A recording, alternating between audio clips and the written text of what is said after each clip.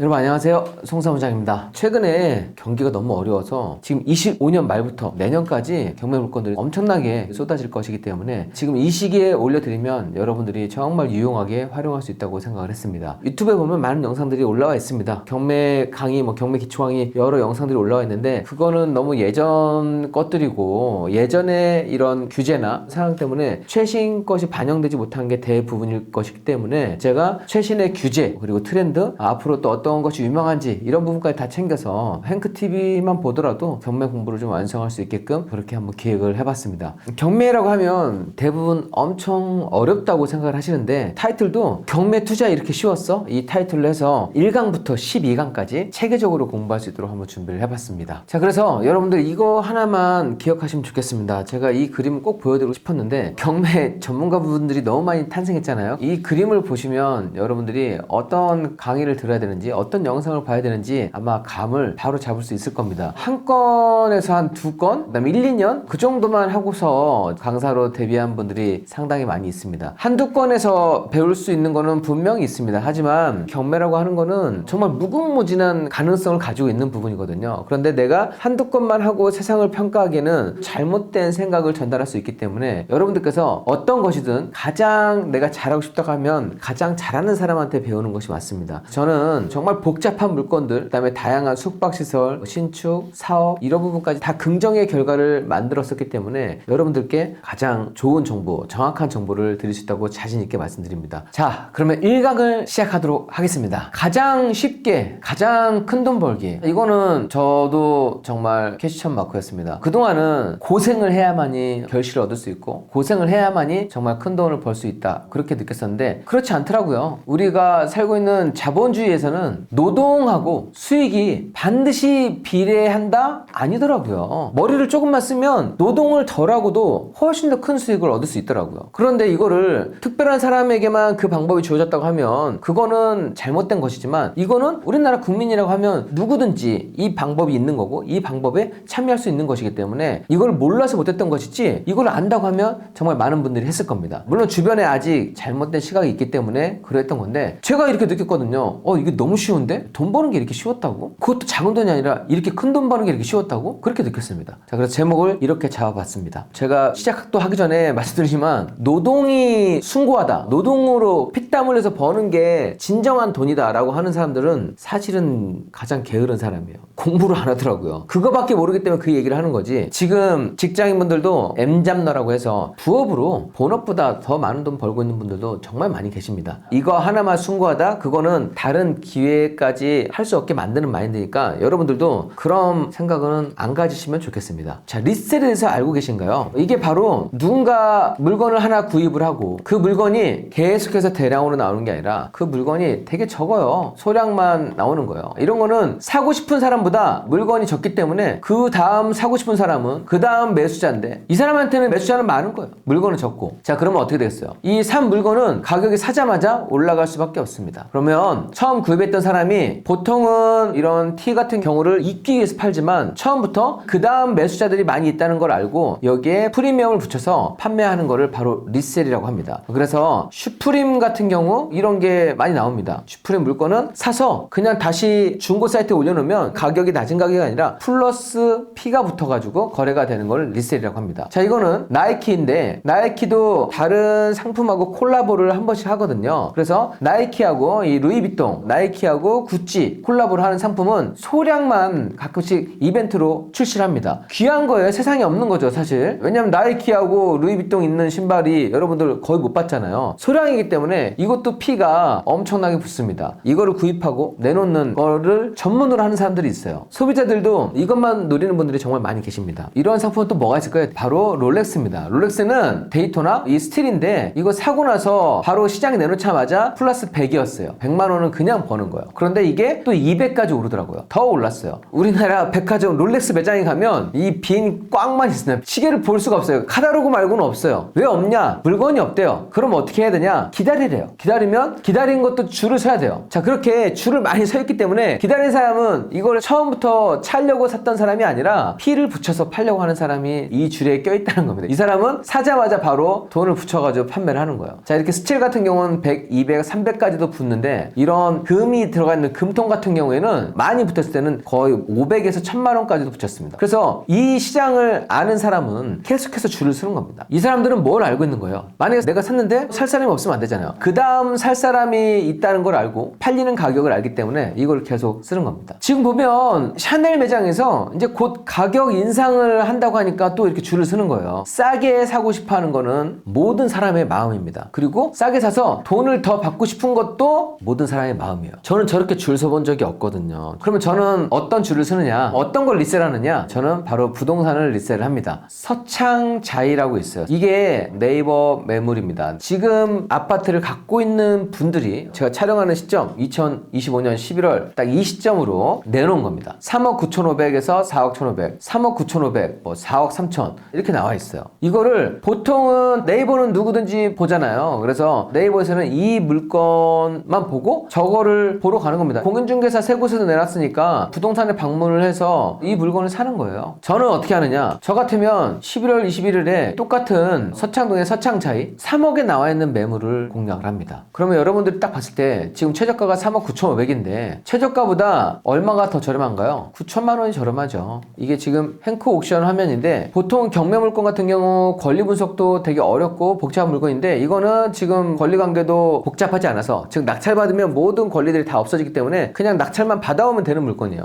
초보도 오케이인데 물론 지금 최저가로 낙찰을 받는다는 보장은 없지만 여기에 지금 이렇게 두 개의 길이 있는 거예요. 그런데 대부분의 사람들은 이쪽에 줄을 쓴다는 얘기죠. 3억 9,500 이거를 깎으려고 하겠죠. 500만 원만 더 깎아주세요. 1000만 원만 더 깎아주세요. 말도 안 돼요. 지금 저희가 최저 가격이에요. 더 깎아줄 수 없어요. 왜냐면 다른 것도 높게 나온 것도 많아요. 협상하면 거의 그런 얘기 하지 않을까요? 그런데 여기는 그렇게 하지 않아도 됩니다. 3억 1000, 3억 2000, 3억 3000, 3억 4000, 3억 5000 적어도 나와 있는 매물보다 4,500만 원 싸게 사는 거예요. 이게 엄청나게 크다는 겁니다. 지금 서울 지역 같은 경우 아파트 상승이 계속 일어나면서 전체가 규제 지역으로 묶였습니다. 그래서 이제 실거주 의무가 있기 때문에 토지거래 허가도 받아야 되고 자금 계획도 세워야 되고 이렇게 복잡하게 해야지만 아파트를 겨우 구입할 수가 있습니다. 하지만 경매는 규제에서 적용되지 않습니다. 왜냐하면 규제 적용하면 입찰자가 너무 적잖아요. 경매 낙찰가가 떨어지기 때문에 채권자가 채권을 회수하는데 문제가 생겨요. 그래서 경매로 물건이 나온 경우에는 그런 규제의 영향을 받지 않습니다. 자, 그래서 정부가 대출과 갭투자, 그 다음에 규제를 강화하면서 실거주 의무가 없는 경매 경쟁률이 더 좋아졌다라고 이렇게 나와 있습니다. 그래서 여러분들이 경매라는 방법을 하나 알고 모르고 차이는 내가 매물을 얼마만큼 싸게 살 수 있는 능력을 갖추냐 안 갖추느냐 그런 부분인 거예요. 실수요로도 싸게 살 수 있지만 내가 이 물건을 사서 다시 판매한다 하면 그 몇천만 원의 프리미엄을 받을 수 있다는 겁니다. 자, 이거는 제가 최근에 강의에서도 소개해드렸던 물건이에요. 제가 직접 추천해드렸던 물건이 얼마만큼 싸게 됐는지 한번 보도록 하겠습니다. 이 편한 세상 송파 파크 센트럴 아파트입니다. 자, 이 아파트가 지금 보면 206동이 가장 싸게 나와 있는데 206동이 매매가 18억에 나와 있습니다. 이게 11월 17일에 11억의 최저가가 나왔었는데 낙찰이 된 거 보면 자, 12명이 들어왔습니다. 생각보다 많이 들어왔네. 자, 그런데 낙찰 가격이 얼마일까요? 14억 2100만 원입니다. 제가 13억 8천보다 조금 더 높은 가격에 낙찰이 될 거라고 말씀을 드렸는데 실제로 14억 2100 감정가를 살짝 넘긴 가격에 낙찰이 됐는데 보통은 이렇게 되면 미친 거 아니야? 경매 감정 가격을 넘겨서 낙찰받는다고? 아니에요. 실제로 나와 있는 매물은 18억이에요. 18억이니까 약 3억 8천 저렴하게 매입한 겁니다. 그래서 실제로 이렇게 사게 되면 어떻게 될까요? 3.8억을 싸게 산 거예요. 59.96제곱미터 아파트를 3억 8천 싸게 매입한 겁니다. 이 물건을 한번 보도록 할까요?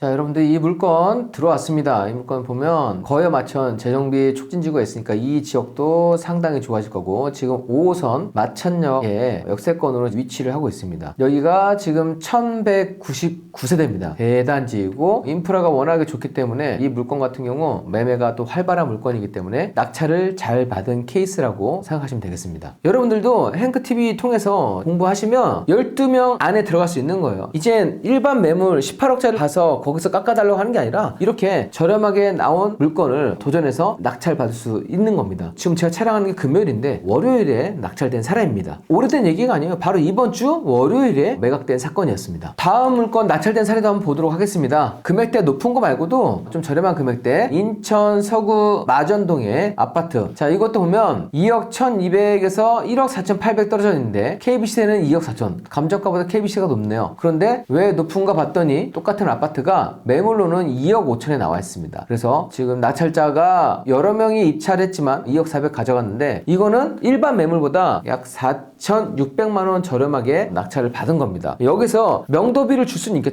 이사비를 줘야만 해요. 이사비를 줄 수는 있지만 여기는 뭘 줘야 돼요? 중개수수료를 줘야 되잖아요. 명도비라고 하죠. 이사비를 조금 주고 오히려 몇천 원 싸게 사는 게 훨씬 이득이라는 얘기죠. 그래서 여러분들이 지금도 경매는 기회가 있고 앞으로도 계속해서 좋은 기회가 쏟아진다고 생각하시면 되겠습니다. 자, 이걸 보시면 바로 최근에 나와 있는 매물, 그 다음 낙찰된 사례까지 보여드렸는데 얼마나 리셀이 잘 되는지, 얼마나 좋은 가격에 리셀할 수 있는지 바로 확인이 가능하시죠. 공부를 좀만 하시면 여러분들도 이렇게 좋은 수익을 낼 수 있는 그런 경매 지식을 갖출 수 있게 됩니다. 여러분들이 만약 경매 공부를 시작한다고 하면 주위에서 야, 뭐 이렇게 남의 눈에 피눈물 흘리게 하면서 이 돈을 벌려고 그래. 정당하게 돈 벌 수 있는 것도 많은데 라고 하면서 부정적으로 얘기하는 분들이 아직도 많이 계실 겁니다. 저도 그랬습니다. 그런데 경매는 결코 남의 눈에 피눈물 흘리게 하지 않습니다. 왜냐하면 1980년 이전에는 주택임대차 보호법이라고 하는 게 없었어요. 1980년에 생겨났거든요. 주택임대차 보호법이기 때문에 임차인을 보호하는 법이 없었습니다. 그때는 집이 경매에 들어가면 임차인이 빚이 없는 집에 들어갔어도 무조건 나가야 됐어요. 쫓겨난다 그랬죠? 무조건 쫓겨났습니다. 그래서 그때는 이렇게 공부한 사람들이 경매하는 게 아니라 약간 좀 껄렁껄렁한 사람들이 경매를 하던 시절이 있었어요. 그래서 경매 낙찰받고 나가! 해서 그냥 강제로 그냥 쫓아내서 그때는 정말 피눈물 흘리던 시대가 있었습니다. 하지만 그런 모습을 보고 나서 이건 안 되겠다. 그래서 1980년도에 주택임대차 보호법이 생겼고 지금은 전입 확정일자를 받게 되면 임차인의 보증금을 100% 지킬 수 있는 그런 시기가 됐습니다. 1980년대니까 지금 벌써 40년이 넘었잖아요. 그래서 지금은 임차인이 피눈물 흘리지 않아요. 임차인이 웃으면서 경매 법정 오고 그 다음에 다 보증금 받아가는 분들이 거의 대부분입니다. 그래서 여러분들이 경매라고 하는 게 결코 남에게 상처를 주거나 남의 피눈물을 흘리게 하면서 쫓아내는 게 아니다. 그 얘기를 하는 사람은 1980년 이전에 얘기를 하는 사람이다. 그런 사람의 경우에는 정말 이런 부동산과 경매를 전혀 공부해보지 않은 사람의 말이기 때문에 신경 쓰지 않으셔도 되겠습니다. 저도 그랬어요. 누군가를 계속 상처를 주면서 돈 번다고 하는 거는 좋은 일이 아니잖아요. 제가 경매를 하면서 저도 늘 항상 좋게 마무리를 했지만 이 경매를 통해서 남을 불행하게 하고 나만 행복하게 하는 결코 그런 게임이 아닙니다. 건전하게 채권을 회수하는 절차를 경매라고 하기 때문에 여러분들도 그런 부담은, 그런 부정적인 생각은 안 하셨으면 좋겠습니다. 자, 그리고 경매는 어렵고 치열하다고 하는 그런 편견을 갖고 있습니다. 이거는 경매 공부를 정말 잠깐 해보셨거나 책 한 권 읽으셨던 분들이 하시는 말씀입니다. 실제로 경매를 공부해보면 경쟁을 피할 수 있고 경쟁을 하면서도 아까처럼 좋은 가격에 낙찰받을 수 있는 물건들이 계속 나온다는 것을 확인할 수가 있습니다. 그래서 여러분들이 잠깐 해보고 그 시장을 평가하지 마시고 진지하게 공부를 해보신다고 하면 경매가 정말 기회가 되는구나. 그리고 여러분들이 행복재테크 카페에 가보시면 지금도 많은 회원분들이 이렇게 낙찰 받았다는 거를 계속 매일매일 정말 여러 건들이 올라오고 있습니다. 그러면 여러분들이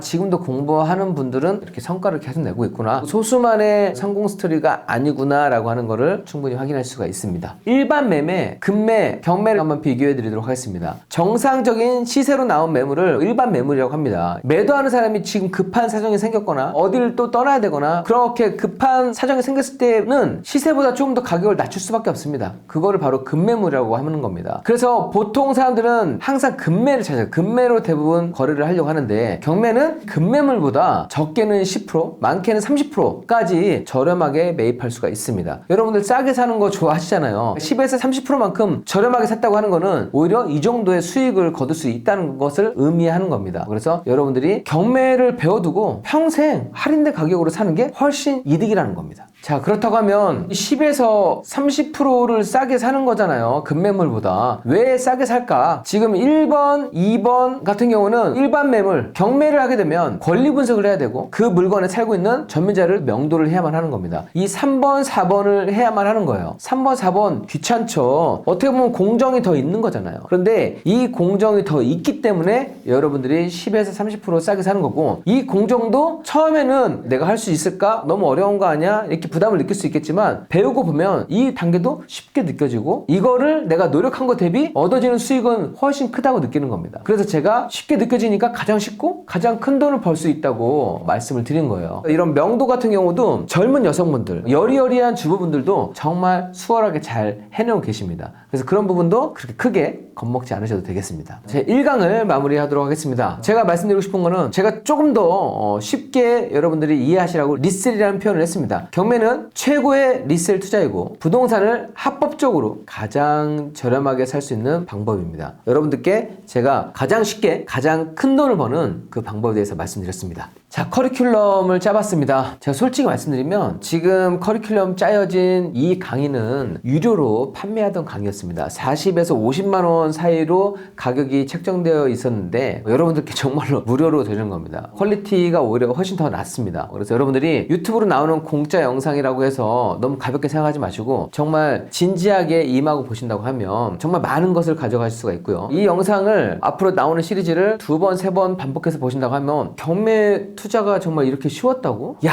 경매 이 정말 등치 크거나 뭐 이게 약간 좀 껄렁껄렁한 사람들이거나 법을 전공하거나 그런 사람들만 하는 정말 특별한 사람의 영역이라고 생각을 했었거든요. 그만큼 부담도 되고 어렵다고 생각을 했었습니다. 그런데 막상 해보니까 그렇지 않더라고요. 생각보다 너무 쉬워요. 여러분들이 이 강의만 듣더라도 아파트, 빌라 이런 물건은 여러분들이 물건 검색하고 입찰하고 수익 내는 것까지 다 하실 수 있도록 그렇게 준비를 했습니다. 그래서 잘 듣고 따라오신다고 하면 정말 긍정의 결과를 만들 수 있을 겁니다. 커리큘럼을 설명드리도록 하겠습니다. 1강부터 12강까지 준비되어 있는데요. 자, 1강은 가장 쉽게 가장 큰 돈 벌기. 이게 쉽게 하고 큰 돈 벌기하고는 원래 말이 안 되죠. 어려워야 좀 큰 돈을 벌고 좀 고생을 해야 더 큰 돈을 버는 건데 가장 쉽게 가장 큰 돈 벌기라는 주제로 특강을 해드릴 거고요. 그 다음에 2강 한 달 안에 경매 공부 완성하는 법에 대해서 말씀드리도록 하겠습니다. 그리고 세 번째로 경매로 이렇게 하면 돈을 벌 수 있다. 돈 버는 사이클. 아, 이렇게 한 바퀴가 돌아가는 거구나. 그럼 나는 이렇게 준비하면 되겠구나. 먼저 그 사이클에 대해서 한번 제가 설명을 드리도록 하겠습니다. 자, 그리고 네 번째, 이때부터 이제 본격적으로 공부를 하실 건데요. 경매하면 가장 어렵게 느끼는 게 바로 권리 분석입니다. 사실 저도 권리 분석을 공부하다가 처음에 포기했던 적이 한 번 있었어요. 사실 어렵게 설명한 거를 제가 봤더라고요, 그 책을. 그런데 실제로는 그렇게 어렵지 않더라고요. 그래서 제가 경매 권리 분석도 쉽게 마스터할 수 있는 방법을 알려드리도록 하겠습니다. 제가 다 책임지고 정말 쉽다고 느낄 수 있도록 해드리겠습니다. 자, 그리고 5강 공부만 했으면 그냥 이론으로 끝나잖아요. 그런데 저는 지금도 여러 물건들을 투자를 하고 있습니다. 그래서 여러분들이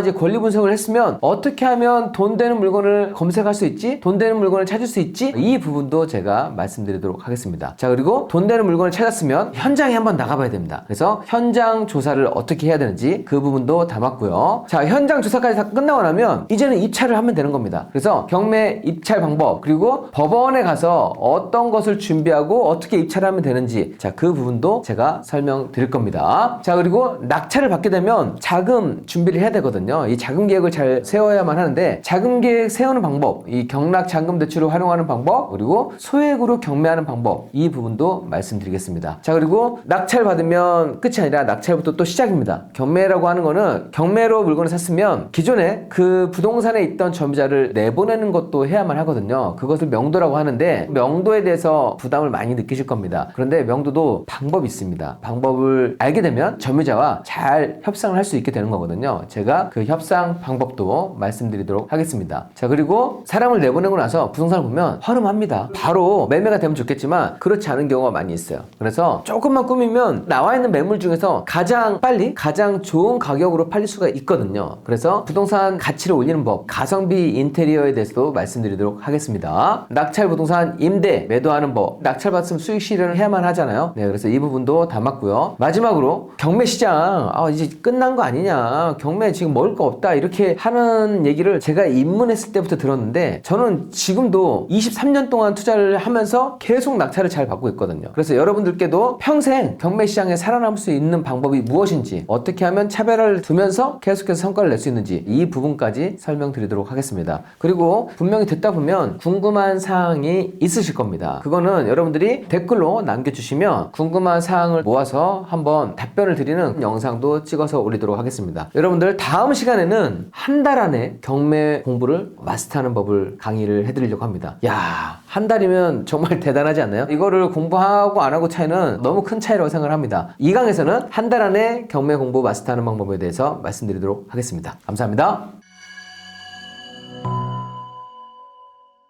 여러분 안녕하세요, 송사무장입니다. 오늘은 제2강 한 달 안에 경매 공부 완성하기에 대해서 말씀드리도록 하겠습니다. 사실 저는 경매 공부를 한 달 안에 완성하지 못했어요. 왜냐면 여러 서적들을 보고 나와 있는 것들을 공부하다 보니까 공부가 되게 어렵더라고요. 처음에는 공부하다가 포기했던 적도 있었습니다. 그런데 제가 여러 시행착오를 겪고서 보니까 그렇게 어려운 길을 걷지 않더라도 너무 쉽게 갈 수 있었던 길이 있었는데 그거를 몰랐던 거예요. 그거는 갔던 사람만이 알려줄 수 있는 길이라는 걸 제가 알게 되었습니다. 그래서 제가 여러분들께 가장 또 쉽게 경매 공부하는 법에 대해서 정말 지름길로 딱 갈 수 있는 방법에 대해서 말씀드리도록 하겠습니다. 지난 시간에 가장 쉽게 가장 큰 돈 벌기 말씀드렸고 한 달 안에 경매 공부 완성하는 법, 공부 파트에 대해서 알아보도록 하겠습니다. 자, 첫 번째는요, 경매 용어에 대한 이해입니다. 어느 분야든지 여러분들이 새롭게 공부하신다고 하면 용어를 반드시 알아야만 합니다. 왜냐면 용어를 알아야지만이 책을 읽을 때도 이해가 되고 강의를 들을 때도 현장에서도 이해를 할 수 있게 됩니다. 나오는 용어가 그렇게 많지 않아요. 용어가 정해져 있기 때문에 용어 리스트만 한번 이해한다고 하면 그 다음부터 훨씬 더 수월하게 공부하실 수가 있을 겁니다. 자, 그리고 두 번째로는 경매 절차입니다. 경매가 경매 신청을 해서 어떤 단계로 진행되는지 이 절차를 알아야만 합니다. 이 절차를 알게 되면 아, 지금 이 단계에 있구나, 지금은 여기 단계에 있구나, 이거를 알아서 여러분들이 그냥 그 단계별로 준비만 하시면 되는 겁니다. 자, 경매 용어, 그 다음에 경매 절차를 알았다고 하면 이제는 투자자의 입장에서 이 물건이 위험한 물건인지 안전한 물건인지 판단하는 권리 분석을 배워야만 합니다. 그런데 이 권리 분석도 복잡할 줄 알았더니 쉽더라고요. 그래서 경매 용어부터 권리 분석까지 빠르면 한 2, 3주 안에는 다 해결할 수 있다고 생각을 합니다. 그리고 시세 파악하는 거,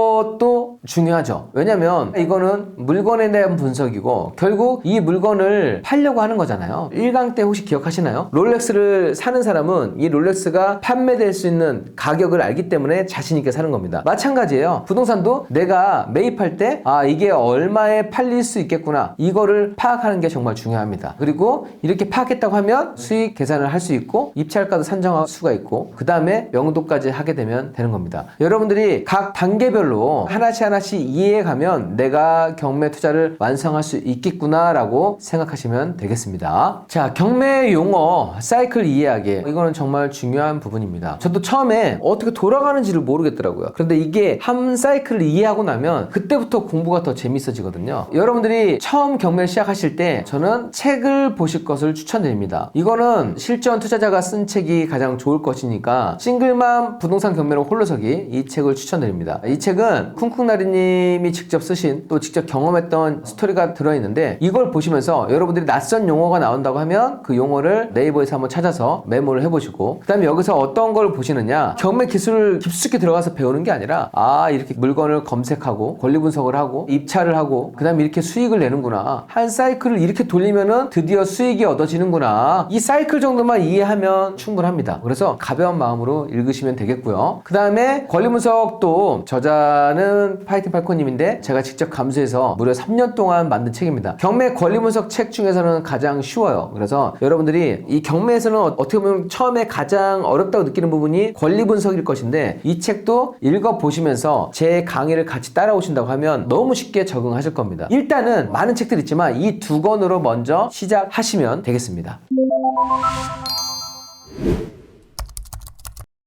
제가 지금 이 강의를 준비를 할 때 많이 알고 있기 때문에 여러분들께 이렇게 배워, 이렇게 배우면 돼, 이런 생각으로 한 거 아니에요. 이 강의를 어떻게 준비했냐면 제가 경매 경차도 모르고 겁도 많고 두려워하고 그랬을 때 저로 돌려놓고 아, 내가 어떻게 공부를 했고 어떤 부분을 가지면서 좀 확신을 가졌지? 이 생각을 했었어요. 그런데 저 역시 책으로 공부했고요. 그리고 공부를 하기 전에 저도 의심스러웠어요. 지금도 써먹을 수 있는 거야? 이거 정말 돈이 되는 거야? 의심스러워서 다른 사람들은 어떻게 하고 있는지 그게 가장 궁금했습니다. 그래서 그거를 가장 정확하게 확인할 수 있는 게 바로 커뮤니티에서 확인을 하는 겁니다. 전문가 말고 실제 회원분들이 낙찰을 받고 그 낙찰에 대한 경험담을 올린 글들을 읽어보는 겁니다. 저는 이거를 보면서 너무 확신을 얻었고 용기도 얻었습니다. 그래서 여러분들도 아, 이렇게 나와 같은 사람이 이렇게 공부하고 이렇게 낙찰 받고 이렇게 해결을 하는구나, 성공담도 있고 고생했던 이야기도 있는데 야, 이렇게 해서 수익을 내가는구나, 이런 간접 경험담을 읽어보신다 보신다고 하면 이 부분도 사이클을 이해하는데 큰 도움이 되실 겁니다. 어쨌든 제가 지금 무료로 공부할 수 있는 방법을 알려드리는 겁니다. 행크TV에 경매를 처음 시작하는 김벤츠님과 제가 찍었던 영상이 있습니다. 김벤츠님이 처음부터 부동산 경매 공부를 어떻게 시작하고 어떻게 법원에 갖고 해결하는 건지 이것도 여러분들이 영상으로 한번 보신다고 하면 이런 간접 경험이 정말 큰 도움이 돼요. 내가 나중에 직접 현장에 나갔을 때 이런 경험이 있는 사람과 없는 사람의 차이는 엄청나게 큽니다. 아, 이게 그때 글에서 읽었던 그런 내용이구나. 아, 이게 정말 이렇게 되네? 이게 법원에서 이렇게 이루어지는구나. 영상에서 봤던 그 내용이네. 정말 다 똑같다니까요. 그래서 여러분들이 직접 실전에 임하기 전에 이렇게 간접 경험을 많이 해놓는 거는 너무 중요하고 또 이 길에 대한 확신도 얻게 되실 겁니다. 용어는 정말 많이 있지만 처음 경매 시작하는 분들도 많이 계실 것이기 때문에 제가 그냥 기본적으로 알아야 될 용어 몇 가지를 정리를 했습니다. 채권자라는 용어가 많이 등장합니다. 채권자는 특정인에게, 채무자에게 일정한 채무를 받아낼 권리를 가진 사람을 채권자라고 합니다. 그래서 경매에서는 항상 채권자가 등장합니다. 채권자가 이 채무자에게 금전을 대여해 줬는데 받지 못했을 경우에는 어쩔 수 없어요. 그때는 채무자가 갖고 있는 부동산에 대해서 경매를 신청하게 되는 겁니다. 그렇다면 채무자는 특정인에게, 즉 채권자에게 빚을 갚아야 할 의무를 가진 사람을 채무자라고 얘기합니다. 이런 의미로 이해하시면 되겠습니다. 자, 그리고 임의경매, 강제경매가 있습니다. 임의경매는 은행에서 돈을 빌릴 때 부동산에 근저당을 설정을 합니다. 근저당을 담보물건이라고 합니다. 근저당을 설정하고 돈을 빌려줬는데 채무자가 돈을 갚지 않아요. 아니면 이자를 연체해요. 그런 경우에는 이 근저당을 통해서 바로 경매를 넣을 수가 있는데 이거는 임의경매라고 합니다. 이 근저당 말고도 우리가 담보가등기 혹은 전세권을 설정한 경우에도 임의경매를 신청할 수가 있습니다. 이 근저당권자가 법원의 판결이나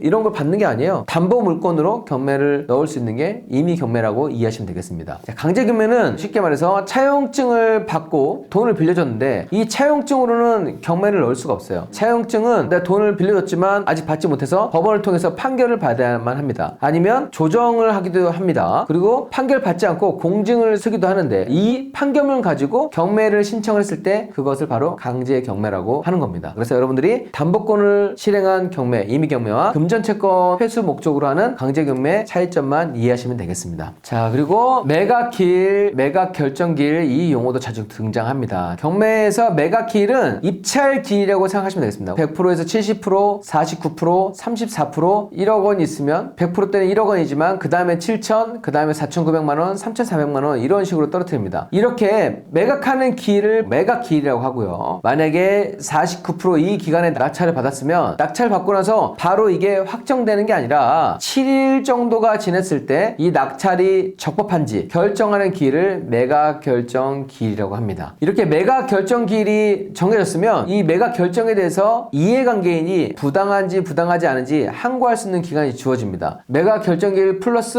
일주일이 주어지는데 이때가 항고가 되지 않으면 매각 허가 결정이 확정이 됩니다. 그리고 매각 허가 결정이 확정됐다고 하는 거는 채무자와 낙찰자 사이에 매매 계약이 성립했다는 것을 의미합니다. 그럼 매매 계약이 확정됐으니까 이제 뭘 해야 돼요? 낙찰자는 잔금을 내야 되겠죠. 10%만 냈었으니까 낙찰자가 바로 한 달 정도까지 잔금 납부를 하라고 지정이 됩니다. 잔금 납부를 낙찰자가 하게 되면 채권자가 이 경매 물건을 신청한 거잖아요. 채무자가 돈을 가져가는 게 아니라 이거를 지금 채권자가 신청을 한 거니까 낙찰자의 낙찰 대금을 채권자한테 나눠지는 그 기일을 바로 배당 기일이라고 합니다. 그래서 배당을 받고 돈을 나눠주면 그래도 돈이 남으면 채무자한테 돌아갑니다. 잉여금이 있으면 채무자한테 돌아가는 거고 없으면 채권자가 갖게 되는 거고 이렇게 나눠지고 경매 절차는 종료가 되는 겁니다. 네, 그래서 여러분들이 매각기일, 매각결정기일, 잔금 납부기일, 배당기일 이런 의미를 한번 이해하시면 되겠습니다. 현황조사 보고서 이 용어도 등장합니다. 경매 물건은 경매가 이렇게 신청이 되면 집행관이 그 물건에 대한 조사를 해야만 합니다. 그래서 그 물건의 현황을 조사하는 명령을 판사가 내리게 되는데 그러면 집행관은 부동산의 현상, 점유관계 차임에 대해서 법원에 조사해서 제출하게 되면 그게 바로 현황조사 보고서. 어떤 곳은 집행관 현황조사 보고서라고도 합니다. 아, 이건 집행관이 현장에 나가서 직접 작성한 부동산에 대한 현상이구나 라고 이해하시면 되겠습니다. 그리고 인도명령은 낙찰을 받고 나서 잔금 납부도 했는데 이제 내 집이잖아요. 내 집인데 기존에 점유자가 살고 있는 겁니다. 집을 비워주셔야 되겠습니다. 저는 갈 데가 없는데요. 돈 1,000만 원은 주셔야죠. 너무 무리한 요구를 하거나 못 나간다고 버티거나 이런 두 가지 케이스를 생각해 볼 수가 있잖아요. 그런데 잘 협의하시죠. 100만 원 드리겠습니다. 근데 이렇게 협의를 해도 협의가 안 될 가능성도 높잖아요. 그래서 법원에서는 낙찰자가 기존의 점유자와 협의가 잘 되지 않을 경우 원래는 소송을 해야만 하잖아요. 그런데 소송을 하지 않고 간략한 절차로 인도명령 신청을 하게 되면 바로 한 달 이내로 인도명령 결정을 해줍니다. 그러면 낙찰자는 인도명령 결정문으로 법원에 강제 집행을 신청할 수 있는 거예요. 간단하게 이 부동산을 인도받을 수 있는 절차를 준비를 해놨습니다. 이 절차가 있기 때문에 경매 물건이 낮은 가격으로 유찰되지 않고 높은 가격에 채권을 회수할 수 있도록 간소한 절차를 만들어 둔 겁니다. 그러니까 경매를 하다가 내가 혹시 점유자하고 협의가 잘 안 되면 어떡하지? 라고 하는 것도 너무 걱정하지 않으셔도 돼요. 알아서 법으로 잘 처리가 되게끔 시스템이 되어 있고 그 시스템이 진행이 되면서 협의가 됩니다. 처음에는 강성으로 얘기가 됐을지 몰라도 법원에 나와서 계속 이렇게 절차가 진행되면 안에 있던 점유자가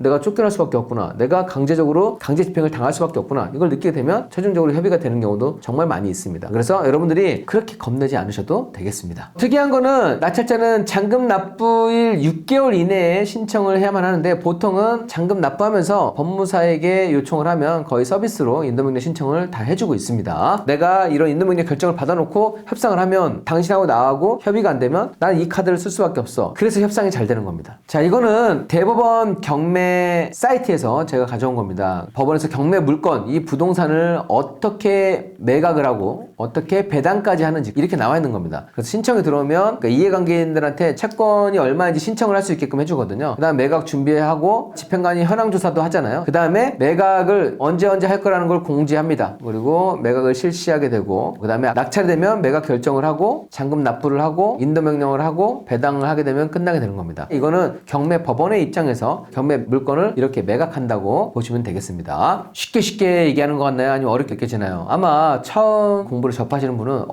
저 용어가 너무 낯선데요? 그렇게 느낄 수도 있을 거예요. 그런데 그거는 저도 그랬어요. 그리고 다른 현재 전문가, 현재 경매 고수분들도 다 그렇게 느꼈습니다. 그래서 여러분들께 말씀드리고 싶은 거는 처음에는 누구든 다 어렵고 낯설다고 느낍니다. 그런데 이게 보고 또 보면 쉽다고 느껴져요. 그리고 익숙해져요. 절차 이렇게 돌아가는 건데 이게 그냥 머릿속에 들어가는 거예요. 여러 사이클들이 들어가 있으니까 내가 그 다음에 뭐 해야 되지? 처음에는 찾아봤지만 그냥 자동적으로 이제 어떻게 됐구나 이거를 알게 되는 겁니다. 그래서 여러분들이 맨 처음에 느낌으로 하지 마시고 내가 이거를 익숙해져서 쉽게 만들어 간다고 생각하시면 되겠습니다. 자, 여러분 이 강을 듣고서 갑자기 왜 이렇게 확 어려워졌지? 느끼신 분들은 일단은 강의를 바로 듣기로 따라오지 마시고 제가 말씀드렸던 책을 한번 보시고요. 또 글을 보시고 그러면서 다시 이 영상을 보신다고 하면 이해가 훨씬 잘 될 것입니다. 그래서 영상을 기본적으로 2번, 3번 보면서 내 거로 만들겠다는 그 생각을 가지시면 좋을 거예요. 그러면 이게 그 얘기였구나. 처음 들었을 때랑 두 번째 들었을 때랑 확실히 다르거든요. 제가 강의를 했을 때 많은 수강생분들이 말씀하셨던 게 안 들렸던 게 들리고 이해도 더 잘 됐습니다. 이 얘기를 정말 많이 들었거든요. 그래서 여러분들도 이해가 안 되시면 2번, 3번 반복해서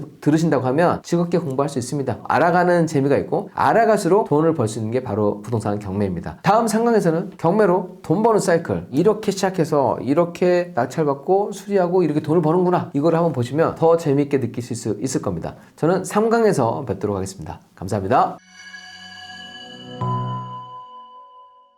여러분 안녕하세요, 송사무장입니다. 경매공부 잘 따라오고 계신 거죠? 오늘은 드디어 이렇게 돈을 버는 거구나 라고 하는 경매로 돈 버는 사이클에 대해서 설명드리도록 하겠습니다. 최근에 저희 스터디 회원분이 낙찰받던 실사례를 통해서 설명을 드릴 것이니까 여러분들이 훨씬 더 와닿을 수 있을 겁니다. 커리큘럼 벌써 3강째입니다. 제가 2강에서 보여드렸던 거는 법원에서 경매물건이 신청되고 이렇게 팔고 배당하는 것까지 보여주는 거고 이거는 투자자 입장에서 사이클을 그려본 겁니다. 투자자 같은 경우에는 물건 검색을 하고 이게 지금 시세보다 싼지 안 싼지는 판단을 해야 되잖아요. 시세보다 싸지 않으면 그 다음 단계를 할 필요가 없는 겁니다. 그래서 시세보다 저렴한지 저렴하지 않은지를 먼저 파악을 합니다. 즉 내가 현재 타이밍에 들어갔을 때 이익이 될 수 있는지 그거를 먼저 파악하고 가격이 좀 저렴한데 라고 느끼면 그 다음 절차 이제 권리 분석을 해보는 겁니다. 권리 분석을 해서 이상이 없어요. 시세도 저렴하고 권리 분석상 이상이 없으면 입찰해도 되는 물건이거든요. 내가 여기까지는 온라인으로 손품으로 한 거니까 현장에 한번 나가서 또 확인을 해보는 겁니다. 현장에 나가서 온라인에서 시세 조사했던 거 권리 분석 그 다음에 그 외의 사항 이상 없는지를 있는지를 체크하고 이래도 문제가 없어요. 그러면 경매법원에 가서 입찰을 하고 낙찰을 받게 되면 명도를 하고 명도가 마무리되면 임대나 매매를 통해서 이제 수익을 거치게 되는 겁니다. 이게 바로 한 사이클에 해당이 되는 겁니다. 그래서 여러분들이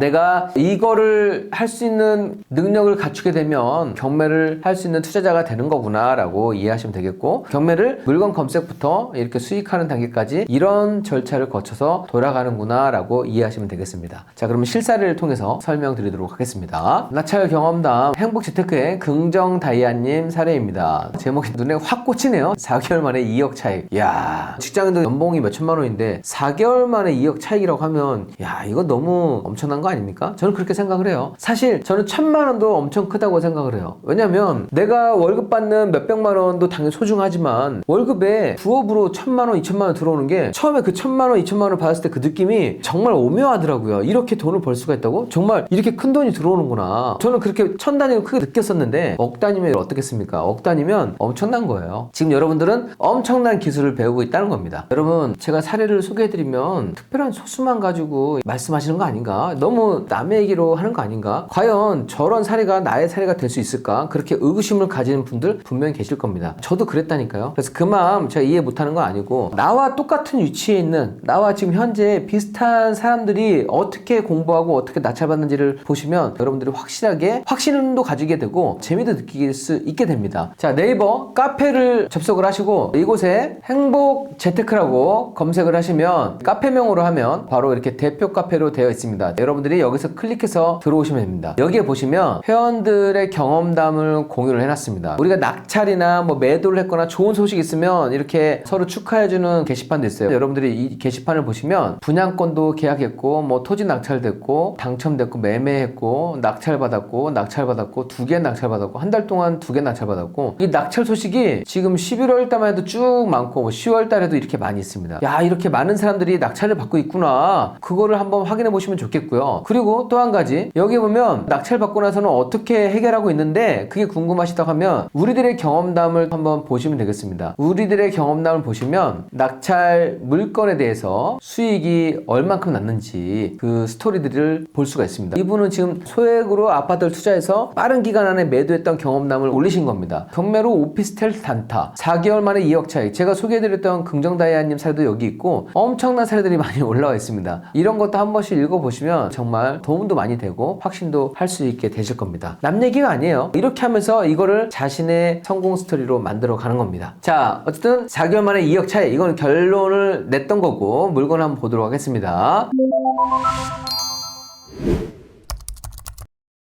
바로 이 물건입니다. 경기도 수원 인계동에 있는 아파트고 6억에 낙찰받았던 거고, 여기 보면 경매 체크포인트, 깔끔한 권리관계로 초보도 오케이. 이런 물건이라고 하면 복잡하지 않은 물건이에요. 권리분석은 안전한지 인수해야 되는지 그것만 확인하는 거고, 그냥 낙찰받고 나면 등기부등본이 깨끗하게 세탁이 되는 물건입니다. 그냥 낙찰 받아오기만 하면 되는 물건을 행크 옥션에서 저렇게 포기를 해주는데, 이 물건 한번 보도록 하겠습니다. 이 물건은 제가 직접 사이트에 접속해서 보여드릴게요. 서울 인계동의 꿈의 그림 파크고요. 깔끔한 권리관계로 초보도 오케이. 권리분석이 도대체 어떻길래, 여기 누르면 등기부등본으로 갑니다. 등기부등본 보면 금지당이 말소기준 권리인데 여기 다 소멸이래요. 이게 소멸 적혀있으면, 인수가 없으면 경매로 낙찰받으면 금지당 전세권 다 지워져서 깨끗한 상태로 세탁이 돼서 받는다는 얘기입니다. 일반 매매라고 하면 모르겠지만 경매로 받고 나면 이건 다 소멸되는 거고, 임차인도 여기에 없어요. 임차인도 인수해야 될 보증금이 없기 때문에 이거는 그냥 내가 지금 최저가 5억 6천원에서 얼마의 수익을 받을 것인지만 예상하고 그냥 입찰가를 적어내면 되는 겁니다. 그래서 긍정다이아님은 이거를 6억을 적어냈는데요. KB시세 보면 KB시세는 7억 5천원 나옵니다. 아파트를 볼 때 저는 입지가 되게 중요한데 수원시청역하고 가깝게 있습니다. 다만 지금 세대수가 212세대, 세대수가 적다는 게 약간 단점이긴 하지만 모든 걸 갖추고 있어요. 경매 물건을 볼 때는 모든 걸 다 갖춘 물건을 찾는 게 아니라 좀 덜 갖췄어도 싼 물건을 찾는 게 포인트입니다. 여기 수원시청역 있고 바로 앞에 공원, 학교도 있어요. 그래서 이거만 봤을 때는 세대수 말고는 나머지는 괜찮네 라고 하는 판단이 됩니다. 그래서 여기 보면 시세 분석을 눌러봤더니 이렇게 매매 가격이 7억 5천, 전세 5억 5천. 단점은 거래가 그렇게 활발하진 않다라고 하는 게 단점인데, 이 물건은 5월 13일에 임자 갔을 때 당시에 부동산 사장님께서 3월 달에 7억 9,700에 매매가 됐던 사례가 있다. 그리고 이 물건은 지금 13층이 이렇게 거래가 됐으니까 19층이니까 그래도 7억 9천 정도에는 매도가 되지 않을까? 라고 얘기를 한 거예요. 그런데 지금 6억을 써낸 겁니다. 혼자 입찰을 했는데 무려 4천만 원을 더 올려서 적은 겁니다. 실제로 7억 9천에 팔 수 있다고 생각하고, 그런데 결과부터 말씀드리면 어떻게 됐을까요? 실제로 5월 달에 사서 10월 달에 7억 9,500에 매매를 한 겁니다. 지금 이 매물이 여기 찍힌 거예요. 그래서 무려 4개월 만에 2억 수익이 냈다는 게 이 사례로 되는 겁니다. 자, 이렇게 아파트 매매 계약서까지 올려주셨더라고요. 경매 그렇게 어렵지 않죠? 물건 선정한 다음에 부동산 사장님께서 7억 9,500 팔 수 있어. 아, 그래? 권리분석 해봤더니 초보도 오케이, 그냥 다 지워지는 거야. 현장 가봤더니 관리비나 미납한 것도 없고 이상이 없어요. 그래서 입찰가 적어내고 명도하고 했더니 그냥 수익을 얻게 되는 겁니다. 참 쉽죠? 이렇게 간단하게 돈을 버는 사례도 많이 있다는 거예요. 그래서 여러분들이 긍정다이아님 사례 말고도 행크에 있는 다른 회원분들의 사례도 보시면, 야, 경매 투자 이거 이렇게 쉽나? 이렇게 쉽게 돈 벌어도 되는 건가? 그렇게 느낄 수 있을 겁니다. 아, 이렇게 쉬운데 왜 아는 사람들이 안 하나? 저도 근데 그게 궁금했어요. 아, 이렇게 쉬운데 왜 다른 사람은 안 하지? 혹시 나보다 학창시절에 공부를 잘했던 친구가 경매를 배우면 어떡하지? 저 솔직히 그런 걱정도 한번 해봤었거든요. 저는 공부를 못했기 때문에, 취업을 제대로 된 곳에 못했기 때문에 경매를 했는데, 서울대를 떠나서 그냥 학교에서 저보다 공부 잘했던 친구가 이거를 하게 되면 나보다 더 잘할 것 같은데 걔 모르면 안 될까? 뭐 이 생각을 했었어요. 왜냐면 쉽게 돈 벌기 때문에 그런 생각을 했었다니까요. 그래서 여러분들도 지금 이걸 보시면서 늘 긍정을 좀 보면서 공부를 해야만 합니다. 그리고 나도 할 수 있다는 생각으로 공부를 하셔야 되고, 시작을 했으면 절대 포기를 하지 말아야 된다고 생각했으면 좋겠습니다. 경매를 하면서 제가 잘했다고 하는 거는, 저는 한번 공부를 시작하면 끝을 보는 스타일이거든요. 절대 포기하지 않아요. 마음이 그래요. 돌아갈 곳이 없다고 생각을 하고 공부를 했습니다. 그리고 제가 경매를 시작을 했을 때 저는 이게 꼭 마음속에 있어요. 경매로 꼭 한 건 낙찰받는다, 이 마음을 갖게 되면 꼭 낙찰받을 때까지 포기하지 않게 되고요. 한 건을 낙찰받게 되면 그 다음부터 공부가 너무 재미있어요. 왜냐면 한번 돈을 벌었거든요. 돈을 벌면 공부하면 공부할수록 수익이 더 커지고 경쟁은 덜하게 되는 거거든요. 다른 거 다 떠나서 고수고 뭐고 다 필요 없어요. 그게 아니라 여러분들 시작을 하셨다고 하면 경매 공부하고 끝까지 마스터한 다음에 꼭 한 건은 낙찰받겠다, 이 마음 가지고 끝까지 따라오시면 좋겠습니다. 자, 오늘은 실전 사례로 경매로 돈 버는 사이클에 대해서 보여드렸습니다. 사례 보여드리니까 공부하고 싶은 마음이 막 욕구가 불타오르지 않나요? 4강에서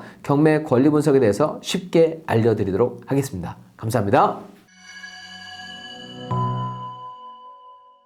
여러분 안녕하세요, 송사무장입니다. 송사무장의 경매 투자 이렇게 쉬웠어 정규 강의를 행크TV를 통해서 무료로 여러분들께 공개해드리고 있습니다. 무료라고 해서 결코 대충 하지 않습니다. 다른 곳에서 유료로 했던 강의를 리뉴얼해서 최신 트렌드에 맞게끔 여러분들께 보여드리는 겁니다. 이번 영상은 4강 경매 권리 분석 쉽게 마스터하기입니다. 경매하면 가장 큰 허들이 권리 분석이었을 겁니다. 제가 쉽게라는 표현을 해줬는데, 아마 대한민국에서 가장 쉽고 정확하게 이 내용을 전달해 드릴 수 있다고 확실하게 말씀드립니다. 지금 1강, 2강, 3강은 이미 영상을 올려놨으니까 혹시 이 영상을 처음 보셨다면 3강까지 먼저 보신 다음에 4강을 들으시면 되겠습니다. 12강까지 체계적으로 커리큘럼 맞춰놓고 영상을 한 편 한 편씩 올려드리는 것이기 때문에 여러분들이 순차적으로 따라오시면 가장 체계적이고 효율적으로 배우실 수가 있습니다. 저도 초보부터 경매 공부를 시작했고 독학으로 시작했거든요. 거의 책이 전부였기 때문에 책을 보고서 공부를 시작했었습니다. 경매를 배우고 나도 돈을 벌어봐야겠다 해서 경매 권리분석 책을 딱 펼쳤는데 너무 어려운 거예요. 이게 분명히 이해가 될 듯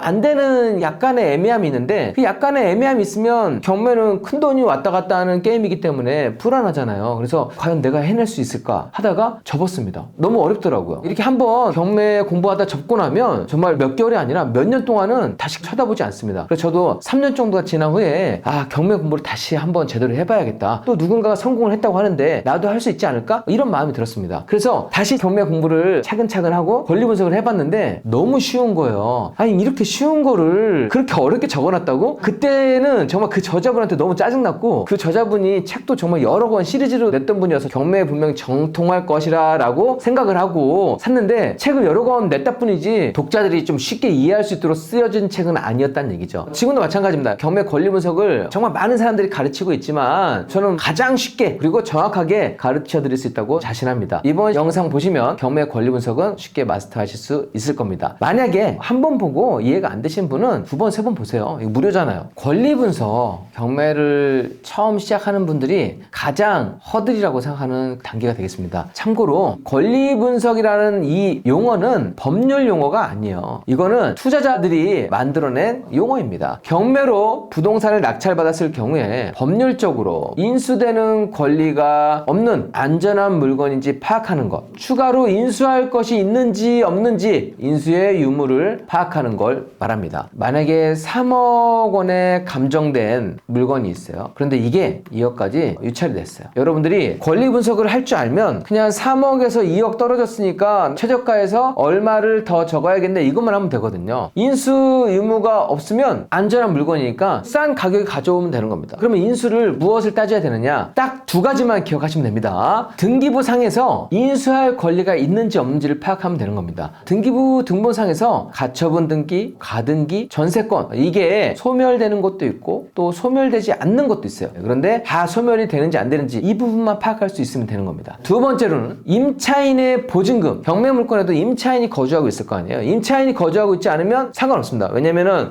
주택임대차보호법상 임차인만 보호하기 때문에 주인이 거주하던 임차인이 아닌 사람이 거주하던 그거는 낙찰자하고 상관없지만 임차인이 보증금을 인수해야 되는 경우가 있어요. 대항력 있는 임차인이 있는지 없는지, 그리고 그거를 내가 인수를 해야만 하는지, 이 두 가지만 체크를 해서 안전한 물건인지를 판단하는 겁니다. 이게 권리 분석의 다예요. 이거를 단계별로 어떻게 체크하면 되는지 설명드리도록 하겠습니다. 권리 분석하는 법 딱 4단계만 점검해서 이상이 없으면 이상이 없는 거예요. 그래서 권리 분석하는 방법은 4스텝으로 나눠놨는데, 첫 번째, 해당 부동산에서 말소 기준 권리를 찾으면 되는 겁니다. 이게 권리 분석의 기준이 되는 권리거든요. 두 번째, 말소 기준 권리보다 앞선 인수 권리가 있는지 이 부분만 체크하면 되고, 이것도 이상 없네? 그럼 임차인이 말소 기준 권리보다 앞서는지, 앞섰으면 임차인이 배당 요구를 했는지, 세 번째로 임차인의 보증금을 인수하는지 이 부분만 체크를 하면 되는 겁니다. 지금 이거 두 가지는 제가 설명드렸죠. 등기부 등본상의 인수 권리, 임차인 보증금 인수 여부, 그 다음에 마지막에 혹시라도 여기에 뭐 위법권 충분이 됐다든가 인수 권리 외에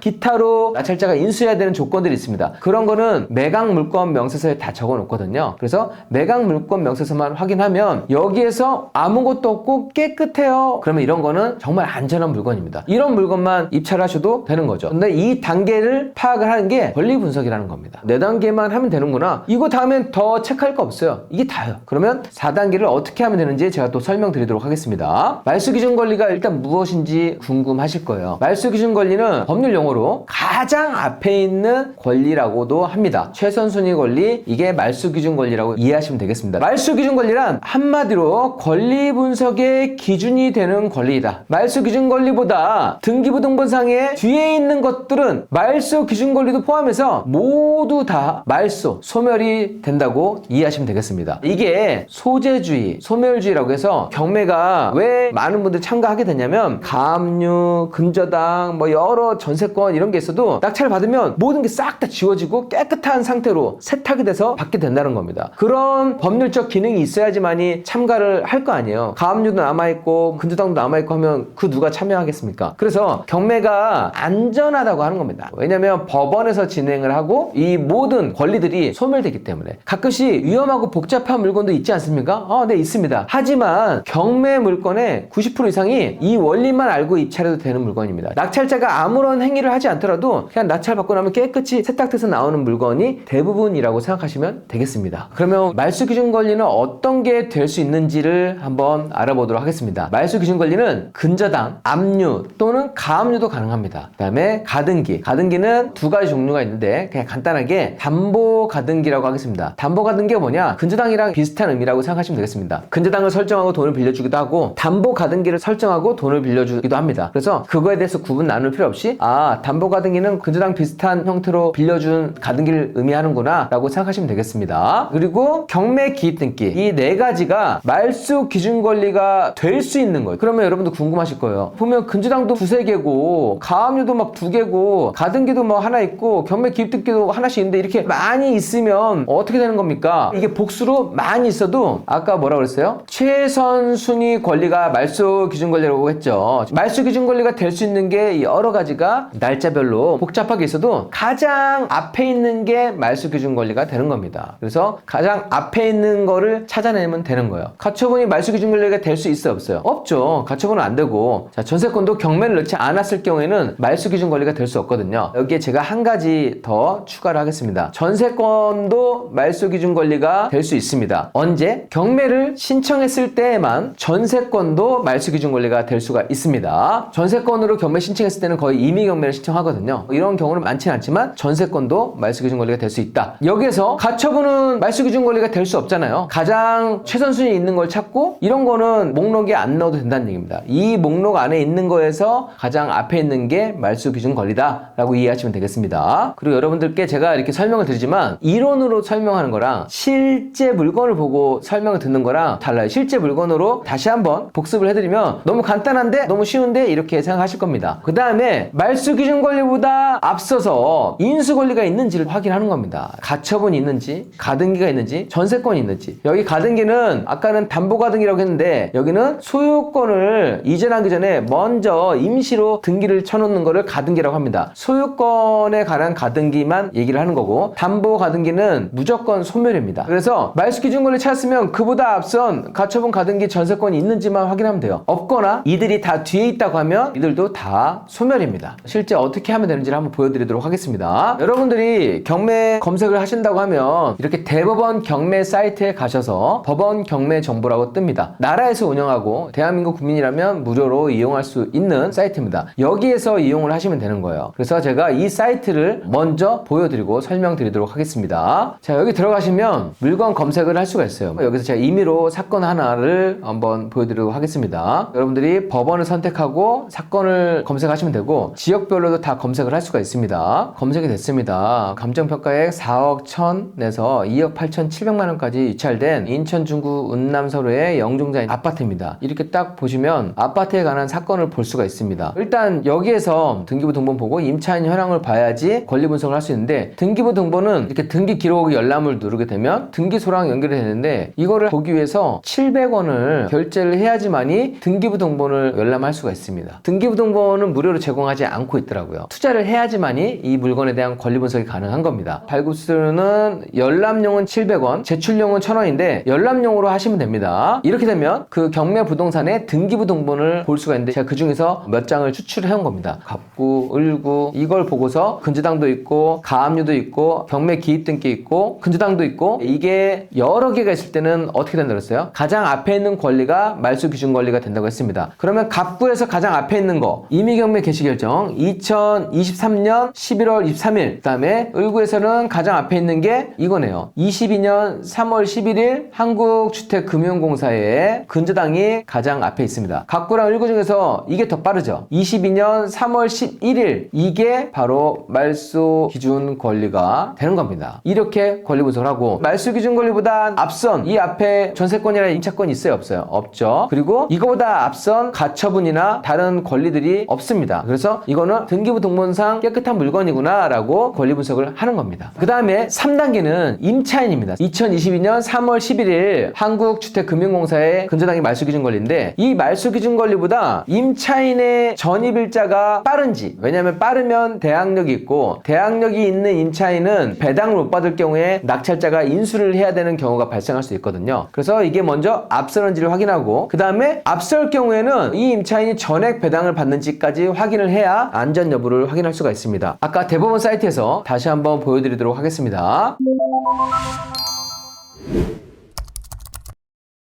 대법원 사이트 등기부상 문제가 없었죠. 임차인 한번 볼까요? 이 현황조사서에 나와 있습니다. 그 다음에 매각물건 명세서에 나와 있는데 여기 보면 임대차 관계 조사서 외국인이 거주하고 있는 것 같고요. 아까 제가 22년 3월이라고 그랬는데 전입일자가 23년 8월이에요. 그러면 봤을 때 어때요? 말소 기준 권리보다 느리죠? 여기는 낙찰자가 신경 쓰지 않아도 됩니다. 신경 쓰지 않아도 된다는 거는 후순위이고 낙찰 받고 나서는 인도명령 대상이기 때문에 협의가 안 될 경우에 법적 절차로 수월하게 내보낼 수 있는 임차인입니다. 지금 등기부 등본상에도 이상이 없고 다 소멸이 되고 임차인도 없는 안전한 물건이죠. 제가 다시 한번 정리를 해드리면 등기부 등본을 보기 좋게 정리를 한번 해봤습니다. 22년 3월 11일 한국주택금융공사의 근저당이 말소기준 권리고 이 말소기준 권리보다 앞선 권리 있어요 없어요? 없고 임차인은 23년 8월 9일이니까 말소기준 권리보다 늦으니까 전혀 이상이 없는 물건이란 겁니다. 마지막으로 매각물건 명세서를 확인하는 겁니다. 해당 물건의 매각물건 명세서입니다. 보시면 최선순위 설정이 22년 3월 11일 근저당권 이게 말소기준 권리고 전입일자가 23년 8월 9일 배당 요구는 하지 않았지만 최선순위보다는 느려서 전혀 문제가 없고 이것까지는 지금 한번 체크했던 거 다시 복습한 거고 더 중요한 거는 바로 이 부분입니다. 가처분으로 인해서 소멸되지 아니하는 거 그러니까 낙찰자한테 인수될 수 있는 사항이 있으면 여기에 표시가 돼요. 그리고 비고란에도 혹시라도 유치권이 있다거나 위법 건축물이 있다거나 하면 여기에 표기를 해야만 하거든요. 그런데 여기 보면은 지금 둘 다 깨끗합니다. 즉 낙찰자가 인수할 사항이 아무것도 없는 그런 매물이란 겁니다. 그래서 이런 부동산은 시세보다 저렴하게 적어내고 낙찰받으면 바로 수익이 얻어지는 겁니다. 그래서 이것만 체크하면 되는 거예요. 이걸 할 줄 아는 사람은 경매법원에서 2억 8천부터 시작할 수 있지만 이걸 모르는 사람은 시장에 나와 있는 급매물을 깎기 위해서 그 노력 말고는 할 수 있는 게 없다는 겁니다. 그래서 한번 공부는 해볼만 하죠. 말소기준권을 찾고 2단계, 3단계, 4단계만 하면 권리 분석을 쉽게 해낼 수가 있습니다. 보시니까 어떠세요? 대법원 경매 사이트 가가지고 물건을 하나씩 검색해서 등기부등본 열람해야 되고 좀 불편할 것 같지 않으세요? 제가 봐도 그렇거든요. 대법원 경매 사이트가 있지만 많은 경매 투자자들이 이거를 잘 이용하고 있지 않아요. 왜냐면 너무 불편한 부분이 많고 챙겨야 될 것이 많기 때문에 그러합니다. 왜냐면 우리가 아파트를 하나만 보고 바로 입찰할 수 있는 게 아니라 나와 있는 물건들을 다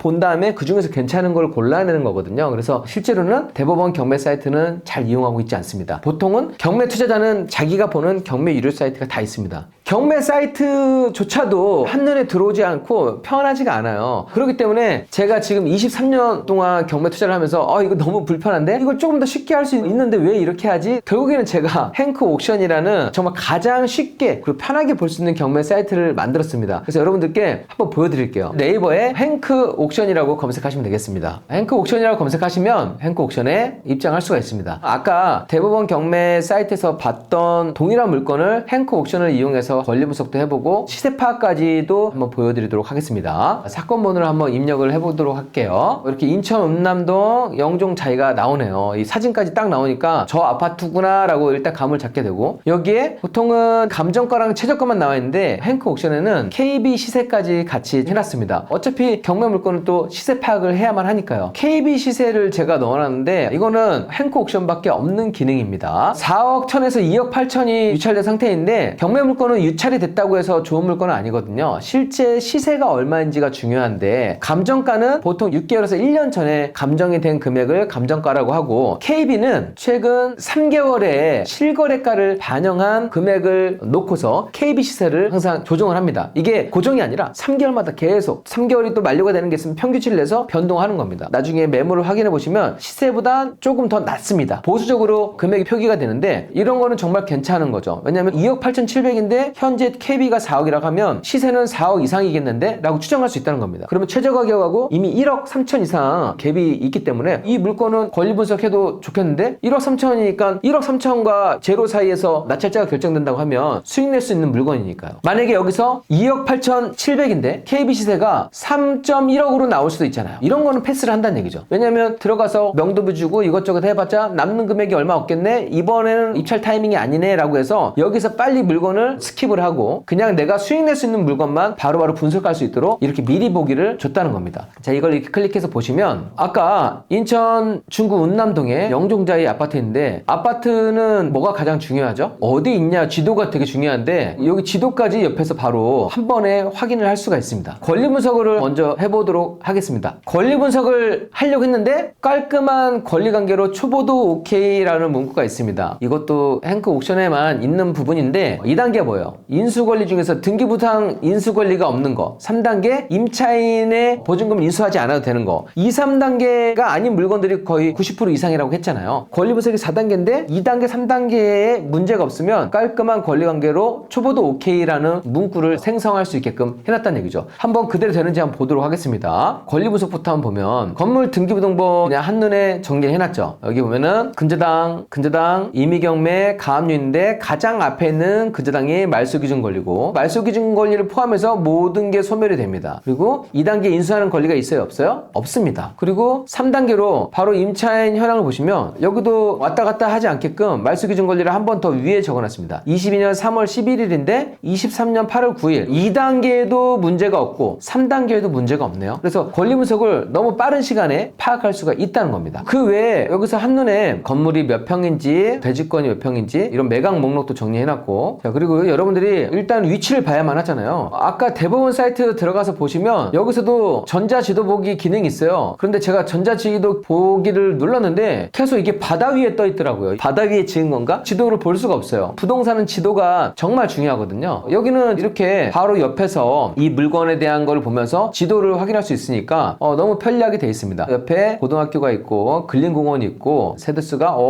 1022세대구나. 원래 시세 조사도 바로 하러 가야 되는데 그 부분도 왔다 갔다 하지 않게끔 여기에 시세 분석이라는 버튼을 만들어 놨습니다. 시세 분석 버튼을 누르면 여기에 매매 가격이 얼마고 전세 가격이 얼마고 최근에 거래됐던 실거래가 내역까지 이렇게 쭉 기입을 해놨습니다. 너무 편리하죠. 여기 한 사이트에서 모든 걸 해결할 수 있도록 했고요. KB 시세는 실거래가를 반영한 데이터라고 했으니까 그럼 실제 매물은 어떻게 되죠? 실제 매물도 여기서 확인할 수 있게끔 해놨어요. N부동산 바로 네이버 부동산입니다. 네이버 부동산을 누르게 되면 이렇게 나와 있는 영종자의 물건의 매물을 볼 수 있는데 여기서 똑같이 매매로 해놓고 면적을 동일한 면적으로 설정하면 되는 겁니다. 백구동의 매물이 지금 4억 6천, 4억 5천에 나와 있습니다. 여기는 지금 4층이거든요. 9층하고 4층 차이는 그렇게 나지 않을 것 같거든요. 이거를 내가 낙찰받게 되면 4억 4천, 5천에서 매매가 가능하겠구나. 이것까지 파악할 수가 있는 겁니다. 그래서 권리 분석부터 입지 파악, 그 다음에 매물까지 어디 돌아다니지 않고 버튼만 누르면 바로 할 수 있게끔 해놨습니다. 여러분들이 권리 분석을 경매 유료 사이트에 다 의존하지 마시고 내가 할 수 있으면서 편리하게 보는 거가 가장 이상적인 겁니다. 사이트에서 해주세요가 아니라 내가 했던 걸 다시 한번 확인하는 절차로 하시면 되겠고 행콕 옵션 이용하시면서 경매 공부를 하신다고 하면 너무 효율이 좋을 겁니다. 되게 편리하지 않나요? 그리고 사진을 눌러보면 사진도 다 볼 수 있게끔 되어 있고요. 그리고 매각 물건 명세서도 다 여기서 한 번에 볼 수 있습니다. 새 창으로 해서 좀 크게 볼 수 있게끔도 다 해놨습니다. 여기서도 바로바로 서류들을 볼 수 있게끔 해놨으니까 여러분들이 물건 검색하고 물건을 분석하실 때 너무 편리한 거죠. 제가 경매 투자 이렇게 쉬웠어 강의는 행콕 옥션 사이트를 계속 보여드리면서 여러분들께 설명을 드릴 겁니다. 경매 유료 사이트 같은 경우에는 보통 6개월 1년 단위로 결제하기 때문에 좀 부담이 많이 됩니다. 그래서 제가 이 강의를 찍으면서 추가로 개발을 해서 여러분들이 편리하게 사용할 수 있게끔 월간 구독제로 했는데요. 보통 경매 사이트가 한 100만 원 가까이 결제를 해야만 하거든요. 지금 할인을 해서 월 6만 9천 원에 볼 수 있게끔 출시했습니다. 정말 엄청나게 파격적입니다. 월간 구독을 하시게 되면 첫 달을 무료로 구독을 하실 수 있고 첫 달을 무료로 하신 다음에 언제든지 해지가 가능하세요. 그래서 일단은 그냥 한 달만 무료로 이용해 보시고 그 다음에도 그냥 쓰면 괜찮겠다 하면 활용을 하시고 그렇지 않으면 한 달은 무료니까 부담 없이 따라오시면 되겠습니다. 사이트 들어갔으면 무료 체험 시작하기 첫 달 무료 이거를 활용하셔가지고 오늘 제가 보여드렸던 경매 물건을 다시 한번 확인만 하시고 여러분이 거주하는 지역 그 다음에 내가 관심 있는 지역 물건들을 한번 검색을 해보세요. 야 이렇게 편리하게 볼 수 있고 권리 분석도 좀 빨리 될 수 있구나 한번 확인할 수가 있을 겁니다. 오늘 결론 내도록 하겠습니다. 여러분 보시니까 어떠세요? 처음에는 막 대법원 경매 사이트 들어가서 이것저것 떼고 막 등기부등본 정리하고 하니까 야 이거 너무 복잡한데 사이트 이용해보니까 너무 편리하잖아요. 권리 분석도 다 되어 있고 시세까지 다 조사가 되어 있으니까 그래서 여러분들이 투자를 해보면 아실 건데 경매 실제로 해보면 너무 쉽다. 아 정말 쉽다. 이렇게 쉽지만 제가 원래 급여를 200, 300만 원 받았단 말이에요. 그런데 경매는 투자를 한 건 하고 나면 사실 1천만 원 이상이잖아요. 이게 몇 개월이 걸릴 수 있겠지만 한 건으로 몇 천 이상을 벌 수 있다는 게 내 몸값이 정말 올라가는 기분이었거든요. 여러분들 몸값을 올린다고 생각하시고 내 몸값이 올라가면 올라갈수록 일은 더 편하게 해야 되잖아요. 동일한 시간에 내가 투입을 했어도 더 많은 물건들을 수월하게 검색할 수 있는 게 중요합니다. 그래서 유료 사이트도 이용하면서 효율을 높여보셨으면 좋겠습니다. 경매 강의 들어보시니까 어떠세요?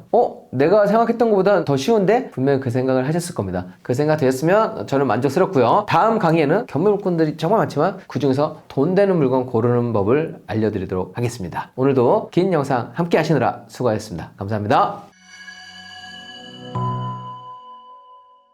여러분 안녕하세요, 송사무장입니다. 여러분들 경매 사이트 혹시 들어가 보셨나요? 경매 물건이 엄청나게 많죠. 지금 3만 건이 넘게 나와 있습니다. 그 중에서 처음에는 좀 쉬우면서도 안정적이면서도 돈이 될 수 있는 물건은 없을까요? 아마 대부분 그런 생각을 가지실 겁니다. 어떻게 찾으면 되는지 보여드리도록 하겠습니다. 5강입니다. 지난 시간에 1, 2, 3, 4강까지 다 했고요. 5강 돈 되는 경매 물건 찾는 법 진행하는 겁니다. 만약에 여러분들 이 영상을 처음 보셨다고 하시면 4강까지 한번 보고 오신다고 하면 더욱더 효율적으로 이 강의를 들을 수가 있을 겁니다. 여러분들이 혹시라도 강의를 들으시다가 궁금한 사항이나 이 부분은 잘 이해가 안 되지 않아요, 그런 거를 댓글로 달아주신다고 하면 제가 그 댓글들의 질문들을 모아서 한번 Q&A 시간을 갖도록 하겠습니다. 경매 물건 권리 분석은 게임의 방법만 이해한 거예요. 거기에서 어떻게 하면 수익도 내면서 낙찰받을 수 있는 물건을 골라낼 수 있을까? 그게 정말 중요한 포인트가 되겠습니다. 이거는 이제 이론과 실전과의 차이기도 합니다. 경매를 가르치는 교수님들 같은 경우에는 실제 낙찰을 안 받았기 때문에 어떤 부동산을 골라야 되는지 또 어떻게 팔아야 되는지 이거를 잘 몰라요. 어쨌든 최종 목적은 매도이기 때문에 처음부터 매도까지 생각한 그런 매물을 잘 골라낼 수 있어야만 합니다. 자, 어떤 물건이 돈 되는 물건일까? 처음에 시작할 때는 일단은 내 투자금, 내 투자 여력에 맞는 물건을 고르는 게 중요합니다. 그래서 너무 큰 금액도 일단은 하시면 안 돼요. 나한테 맞는 물건이 좋은 거고, 사실 뭐 서울의 아파트가 가장 좋긴 하지만 저도 맨 처음에 몇 천만 원대의 빌라가 첫 물건이었어요. 왜냐하면 제가 7천만 원 가지고 시작을 했거든요, 경매를. 그래서 맨 처음에 좀 부담 없이 몇 천만 원 들어가서 대출받고 하면 돈이 얼마 안 묶일 거기 때문에 빌라부터 시작을 했습니다. 그래서 여러분들도 소액 투자자라고 하면 아파트는 뭐 나홀로도 괜찮은 아파트가 있어요. 나홀로 아파트 아니면 빌라, 돈이 더 있는 분들은 수도권으로 해도 되겠죠. 아니면 서울의 아파트. 제가 이렇게 빌라까지 얘기를 해드리는 거는 돈이 없으면 출발점이 조금 더 앞에서 출발하면 돼요. 돈이 있는 분들은 조금 더 중간에 사면 되는 거고, 더 있으면 여기서 하시면 돼요. 하지만 내가 뒤에 있다고 앞에 절대 못 가는 거 아닙니다. 저도 맨 첫 출발지가 여러분들하고 동일했습니다. 그런데 내가 돈이 부족할 경우에는 굳이 앞에서 무리해서 대출받아서 할 필요가 없다는 겁니다. 그 다음에 지역 선정입니다. 지역 선정은 서울, 수도권, 그 다음에 인천, 기타 그 외 지역도 되겠지만 자신이 잘 아는 지역이었으면 좋겠습니다. 자신이 잘 아는 지역이어야지만이 경매 물건을 보더라도 이 두근거리는 마음이 조금 덜할 수가 있어요. 내가 잘 아는 지역에서 경매 물건이 나왔네? 그러면 경매 물건의 권리 분석만 하면 되는데 경매도 처음이고 그 지역도 처음이면 두려움이 더 커질 거 아니에요. 그거는 조금 더 지난 다음에 경매, 공매가 익숙해진 다음에 해보셔도 충분하니까 처음에는 좀 잘 아는 지역에서 시작하셨으면 좋겠습니다. 자, 그 다음에 세 번째, 이게 중요합니다. 싼 물건이 좋은 게 아니에요. 경매를 싸게 살려고만 하지 말고 무조건 팔리는 물건을 골라내는 게 중요합니다. 마무리가 돼야만 해요. 그래서 저는 항상 처음에 물건을 검색할 때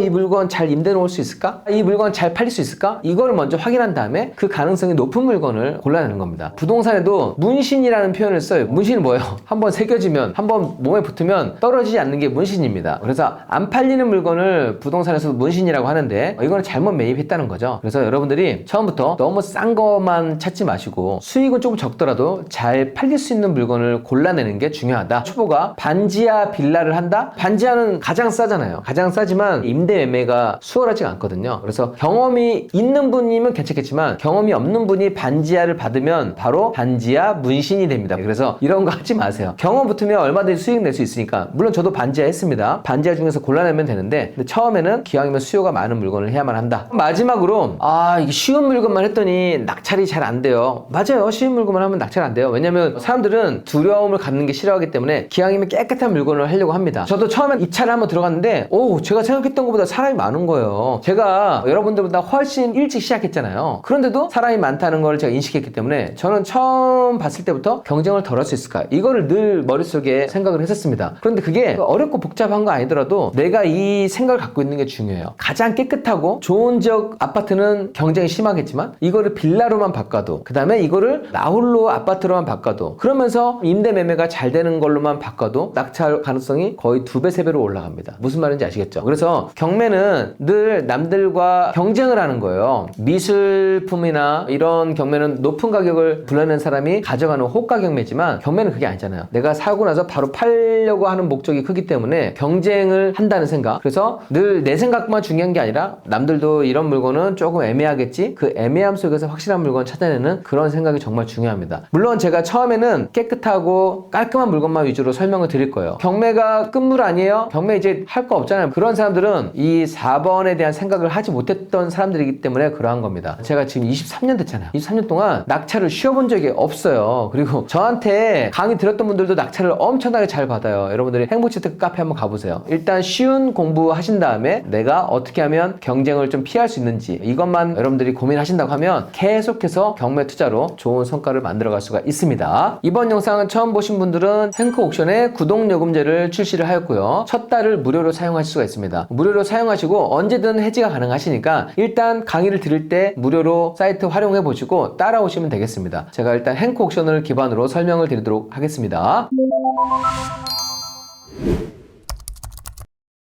자, 행콕션에 들어가시면 인기 검색이 있습니다. 여기서 초보자 경매도 있고 역세권 물건, 초품빌, 초품화 분류해 놓은 메뉴입니다. 그래서 초보자 경매 같은 경우에는 여러분들이 권리 분석을 하고 나서 아무 문제 없는 물건들, 그런 물건들을 원하신다고 하면 이 초보자 물건을 하시면 되겠습니다. 여기 들어가서 보시면 깔끔한 권리 관계로 초보도 오케이, 이 문구가 적혀 있다고 하면 2단계 임차인하고 3단계에서 인수할 권리가 없기 때문에 이런 거는 그냥 시세조사, 입지조사만 하고 입찰해도 되는 물건이라고 말씀드렸죠. 그래서 여기에서 여러분들이 마음에 드는 물건이 있는지를 보는 겁니다. 아, 나는 역에서 가까운 물건을 하고 싶어. 아파트 같은 경우도 초등학교가 가까이 있는 아파트를 선호하거든요. 초등학교를 품은 빌라 이렇게 검색할 수가 있습니다. 처음에는 이 두 가지 조건에서 여러분들께 한번 설명드리도록 하겠습니다. 자, 첫 번째 아파트는 인천 미추홀구 하기동의 풍림 아파트입니다. 여러분들이 일단 아파트 이렇게 검색에 들어가시면 사건들이 되게 많이 떠 있어요. 나는 내 사건만 보고 싶은데 하면 이 주변 검색 버튼을 누르시면 딱 해당 물건의 아이콘만 보실 수가 있습니다. 아파트 생김새보다 지도 이 위치가 좀 더 중요하게 느껴집니다. 하기동의 풍림 아파트고 건물이 37.36평 큰 평수입니다. 한 45평 이상 될 것 같아요. 분양평수가 3억 9천만 원인데 지금 최저가 2억 7천, 그런데 KB 시세는 3억 8천까지 지금 나와 있습니다. 그래서 최저가 2억 7천하고 3억 8천이면 약 1억 정도 갭이 있기 때문에 제가 이 물건을 뽑아왔습니다. 권리 분석을 해보면요, 1단계 말소기준 권리 찾기 2016년 10월 14일 근저당일 말소기준 권리고요. 2단계 앞선 인수 권리가 없네요. 3단계 임차인 현황, 임차인도 없습니다. 네, 그래서 2단계 3단계 아무것도 없으니까 이거는 그냥 낙찰받고 모든 게 다 지워지는 깔끔한 물건이다. 그래서 이거는 시세만 잘 분석하고 들어가시면 되겠는데, 시세 분석 전에 한번 지도를 보도록 하겠습니다. 지도를 보면 자, 여기에 인천지방법원이 있어요. 인천지방법원, 인천지방검찰청. 여기는 법원에 종사하는 분들의 수요가 좀 많은 지역이고요. 이쪽에 보면 여기에 인하대학교가 있습니다. 대학교도 바로 근접하고 있기 때문에 인천이지만 법원과 대학교 그리고 역도 이용할 수 있고, 이 주변이 그래도 여유있게 나온 편이어서 수요가 좀 많은 편입니다. 그래서 입지는 그래도 괜찮은 입지에 있는 물건이다. 완전히 초 A급은 아니지만 수요가 충분한 지역에 있는 물건이다 라고 말씀드리고요. 시세 분석을 해보면 3억 8천이 나와 있네요. 무엇을 봐야 되냐, 수요가 충분한 물건이라고 했잖아요. 그 물건이 좋은 물건이라고 했는데 여기 막대기가 바로 거래량을 의미하는 겁니다. 23년부터 현재까지 거래가 잠깐 안 좋았던 시기에는 좀 주춤했지만 이 정도면 거래가 있는 편이거든요. 그래서 이거는 내가 낙찰을 저렴하게 받으면 충분히 매도할 수 있겠구나 라고 가늠해 볼 수가 있는 겁니다. 25년부터 37평형이 계속해서 거래가 된 게 나와 있죠. 이게 층수가 12층입니다. 지금 12층도 3억 2천, 3억 5천 9백 이렇게 거래가 됐습니다. 여러분들이 여기서 매물을 또 찾아보셔도 되겠죠. N부동산 들어가시면 여기서 매물을 찾아볼 수가 있습니다. 경매는 다 전용 평수를 표기하게 되기 때문에 이게 같은 평형의 매물이구나 이렇게 기억하시면 되겠고, 저 같은 경우에 같은 동을 봐요. 115동에 20층이 4억 천에 나왔습니다. 감정가보다 더 높은 금액으로 나왔기 때문에 이 정도면 충분히 입찰할 타이밍이구나 라고 생각이 되고요. 권리 분석을 하고 나머지를 본 다음에 입찰하시면 되겠습니다. 마지막으로 혹시라도 매각물건 명세서에 이상이 없는지 한번 보라고 말씀드렸잖아요. 지금 매각물건 명세서상에도 아무런 이상이 없기 때문에 이거는 지금 안전한 매물로 판단되고요. 여러분들이 시세 조사만 하신 다음에 입찰하시면 되겠습니다. 시세 조사도 요즘 네이버 온라인이 너무 잘 돼 있잖아요. 부동산 사이트가 너무 잘 돼 있어서 온라인에 나와 있는 매물 보고 현장 가서 매물이 정말 그 가격대로 되어 있는지만 확인하시면 경매 투자 정말 수월하게 하실 수가 있습니다. 요즘처럼 경매 시장이 매물이 쏟아질 때는 굳이 복잡한 물건 하지 않아도 됩니다. 쉬운 물건으로도 얼마든지 수익 낼 수 있으니까 여러분들이 행콕션 들어가셔가지고 초보자 경매로만 처음 물건을 검색해 보신다고 하면 자신있게 경매 물건을 분석하고 도전하실 수 있을 겁니다. 자, 빌라도 지금 초품빌이 있는데 초품빌에서 물건을 또 추려봤습니다. 빌라 많이 나왔죠. 일단 주변 검색 버튼을 끄시고 이 평수가 작으면 수요가 좀 적습니다. 그래서 저는 전용 18평 이상을 좀 선호를 하고요. 뒤에 산도 있고 여기 초등학교도 있고 아파트 단지랑 같이 있기 때문에 인프라도 좀 괜찮을 거로 보입니다. 권리 분석해보면 일단 전용이 20.4평이에요. 빌라 처음 보시는 분들은 15, 16평 이상을 보시면 되겠고 18평에서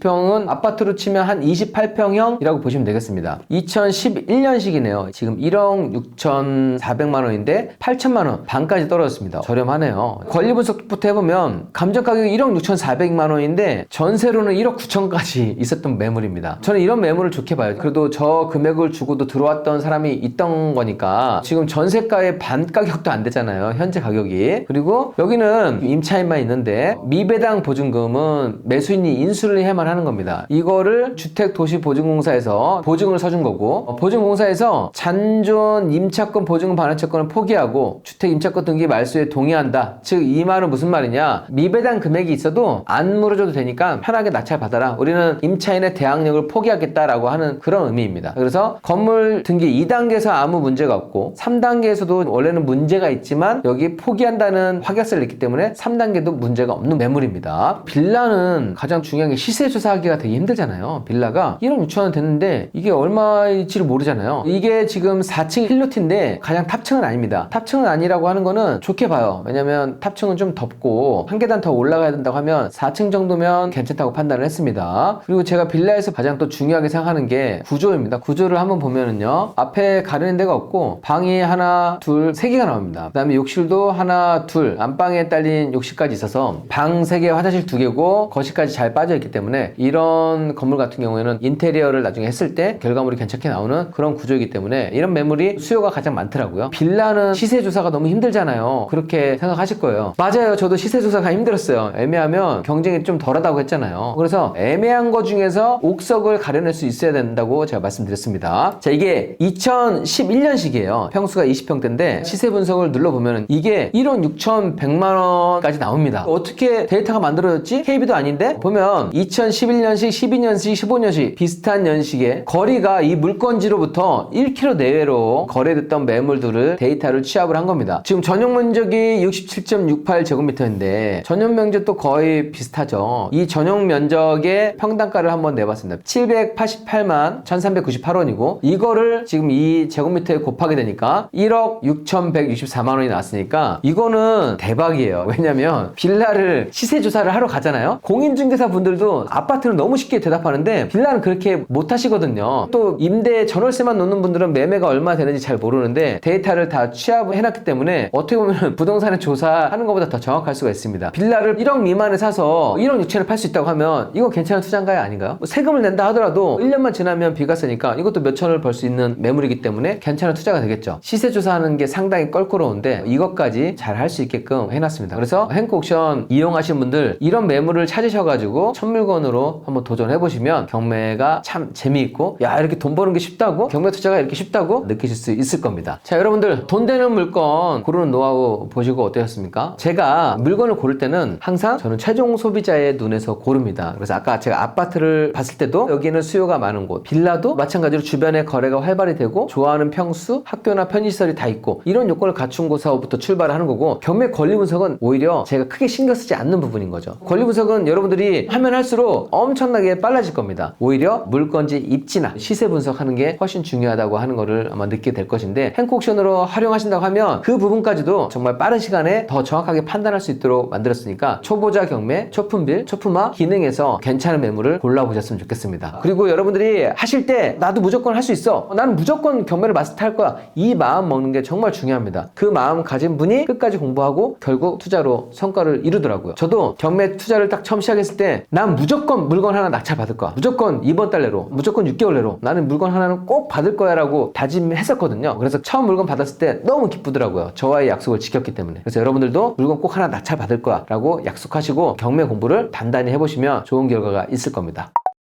여러분, 아무리 좋은 강의를 들었다 할지라도 내 거로 만드는 과정을 하지 않으면 전혀 실력이 늘지 않습니다. 그래서 여러분들이 이 강의 반복해서 들으시고 그냥 이렇게만 끝나지 마시고 행콕션 들어가셔서 인기 검색에서 자신이 마음에 드는 물건, 이 물건은 정말 괜찮은 것 같아, 그 물건을 한번 골라 보시는 것까지 제가 숙제로 드리도록 하겠습니다. 그렇게 골라 보신 다음에 한번 관심 물건을 넣어두고 내가 얼마의 금액을 적고 이게 얼마로 낙찰되는지 모니터링을 한번 해보세요. 뒤에 입찰가 산정 방법까지도 다 알려드릴 것인데 1억 차이 나는 물건이 도대체 얼마에 낙찰되고 그 낙찰자는 얼마의 수익을 얻게 되는지 이것까지 한번 본다고 하면 경매가 더 재미있을 수가 있습니다. 꼭 그렇게 복습하는 시간까지 가지셨으면 좋겠습니다. 오늘도 긴 영상 함께 해주셔서 감사합니다.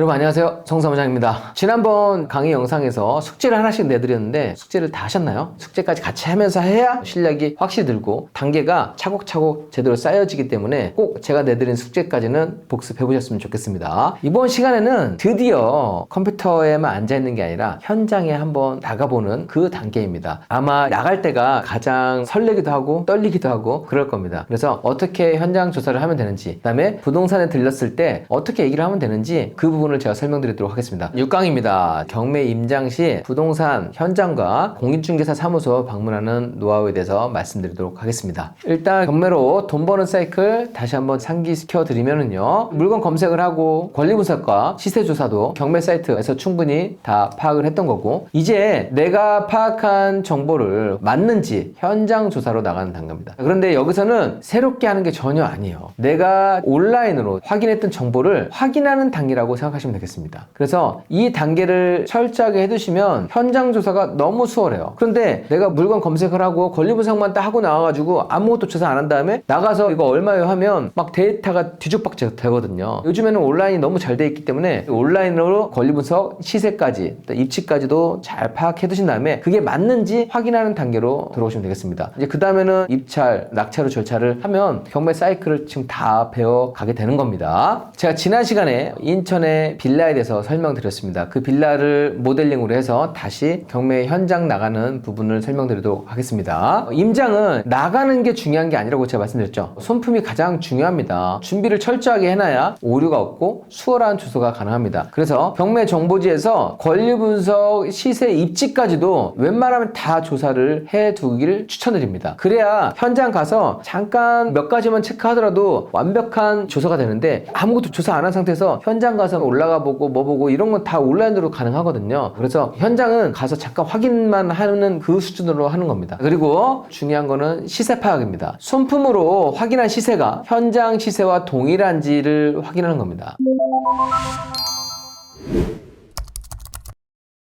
지난 시간에 설명드렸던 이 매물을 보시면 시세 분석을 눌러보시면 이 매물과 가까운 지역에서는 다 비슷한 가격대에 거래가 됐고, 거래 금액이 적은 것도 있지만 3천, 6천, 5천 이렇게 돼 있는 거는 물론 정확하지 않지만 인테리어를 하게 되면 가장 최고가로 받을 수 있다고 생각을 합니다. 그런데 보수적으로 평당가가 중요하니까 정말 788만 원인지 이게 중요한 건데, 여기 평당 건물이 788만 원인가요? 물어보시면 안 돼요. 공인중개사분들은 잘 모르실 거예요. 왜냐면 이 데이터를 보고 하신 게 아니니까. 사장님 여기 최근에 거래했던 매물 아니면 나와 있는 매물 한번 보여주시겠어요? 그래서 나와 있는 매물을 한번 보셔도 되고, 저 같은 경우는 급매물도 한번 파악을 합니다. 왜냐면 경매로 낙찰 받으려고 했는데 그러지 못했을 경우에 급매물로 사는 경우도 있거든요. 그래서 급매물 가격도 일단 무조건 확인을 하는 편입니다. 그러니까 경매물 것만 물어보지 않고 급매물을 파악하는 게 가장 중요하다고 생각을 합니다. 그래서 이 정도의 가격이 나와 있는지만 한번 파악해 보시면 좋을 것 같아요. 중요한 거는 빌라 같은 같은 경우는 비슷한 시세가 형성되어 있는지 100% 명확하게 나오지 않습니다. 한 80에서 90%가 정확하다고 하면 그 다음에 내가 이거를 조금 꾸며가지고 더 높게 받을 수 있기 때문에 여러분들이 그렇게 보시면 되겠고, 나와 있는 매물 개수가 중요합니다. 공인중개사분들은 잘 알고 계세요. 여기 학교가 있는데 그 학교랑 가까운 이 바운더리까지가 잘 팔려, 여기 바운더리 있어야는 잘 팔려, 여기는 별로 거래가 되지 않아, 이런 거는 지역 공인중개사분들이 잘 알고 계시거든요. 그래서 그 부분까지도 어떤 게 더 수요 유발을 하고 수요를 장애를 주는지 그 부분까지 확인을 합니다. 그리고 이 정도만 되면 아주 싼 매물이 나와 있지 않은 이상은 이 정도는 거래할 수 있는 가격대구나 라고 추정하고 가는 편이고요. 마지막으로 현장 체크를 할 때 여러분들이 명도를 하려면 그 점유자가 센 점유자인지 아닌지 만나봐야 되는 거 아닌가요? 라고 생각하실지 모르겠지만 점유자는 만나지 마세요. 저는 점유자 안 만나요. 점유자 만나면 점유자가 화내지 않을까요? 짜증내지 않을까요? 계속해서 경매물건 보러 왔습니다. 경매물건 보러 왔습니다. 그러면 그 집에 살고 있는 소유자도 짜증날 거고, 임차인도 임대차로 들어왔지만 누군가가 내 집에 들어와서 초인종 누르고 경매로 나왔으니까 보자고 하면 짜증날 거 아니에요. 그래서 저는 안 봐요. 아무런 이해관계가 없잖아요. 혹시라도 보고 싶으면 이렇게 하시면 되겠어요. 안녕하세요, 경매 물건 때문에 나왔습니다. 혹시 이 물건에 입찰할 생각이 있으시면 제가 무료로 도움드리도록 하겠습니다 라고 해서 저는 의사를 여쭤봐요. 제가 도와드리겠다고 하면 그 부분에 대해서 일단 긴장을 확 내려놓으시더라고요. 배당 요구나 경매 다른 거에 대해서도 궁금하시면 제가 답변 드릴 수 있으니까 저한테 물어보셔도 됩니다 라고 하거든요. 그러면은 사람이 적대적이 아니라 긴장을 확 풀게 되고, 선생님 제가 이 물건에 대해서 관심 있어 하는 분이 있는데 잠깐 몇 가지 여쭤봐도 될까요? 이렇게 해서 물어보기도 합니다. 그런 식으로 질문하시면 되고, 그런 절차도 건물 외관 보고 크랙이 없거나 옥상이나 복도 같은 데 보면은 대략 이 정도면 하자가 없겠구나 라고 추정해도 되겠고, 리모델링이 되어 있는지 안 되어 있는지 이런 거는 샤시만 보면 알거든요. 샤시가 새 거면은 리모델링을 했던 거고, 샤시가 새 거가 아니면 리모델링이 안 돼 있구나 라고 추정할 수 있겠습니다. 그래서 건물 상태 및 주변 환경 체크를 하고요. 아파트나 이런 경우에는 관리사무소에 미납관리비가 있는지도 확인합니다. 미납관리비는 인수를 해야만 하니까 그 외에는 변수가 크게 없을 거라고 생각합니다. 저희가 낙찰받았는데 화재가 난 물건이에요. 물폭탄이 터진 물건이에요. 낙찰받고 나서 잔금 납부를 하기 전에는 저는 현장을 꼭 봅니다. 이런 게 있으면 그때는 취소를 시킬 수가 있어요. 불허가를 시킬 수가 있습니다. 그러니까 이 취소를 할 수 있는 절차가 잔금 납부를 하기 전까지는 남아있기 때문에 여러분들이 너무 겁먹지 않으셔도 된다는 얘기입니다. 너무 무리하게 내부를 보려고 해서 점유자분과 마찰되는 부분이 있더라고요. 그런데 그거는 저는 좀 결례라고 생각해서 지금 살고 있는 거주자분들도 배려하고 의사를 여쭤본 다음에 혹시라도 괜찮다고 하면 보는 거고, 아니면 안 봐도 되고, 이 정도면 충분하다고 생각을 합니다. 경매를 할 때도 경매하는 사람이 좀 껄렁껄렁하고 안 좋은 사람이다 그런 인상을 주지 않았으면 좋겠어요. 저는 경매를 하더라도 항상 매너 경매를 했거든요. 점유자를 만날 때도 정중하게, 그리고 명도할 때도 정중하게. 저는 명도할 때 점유자분들이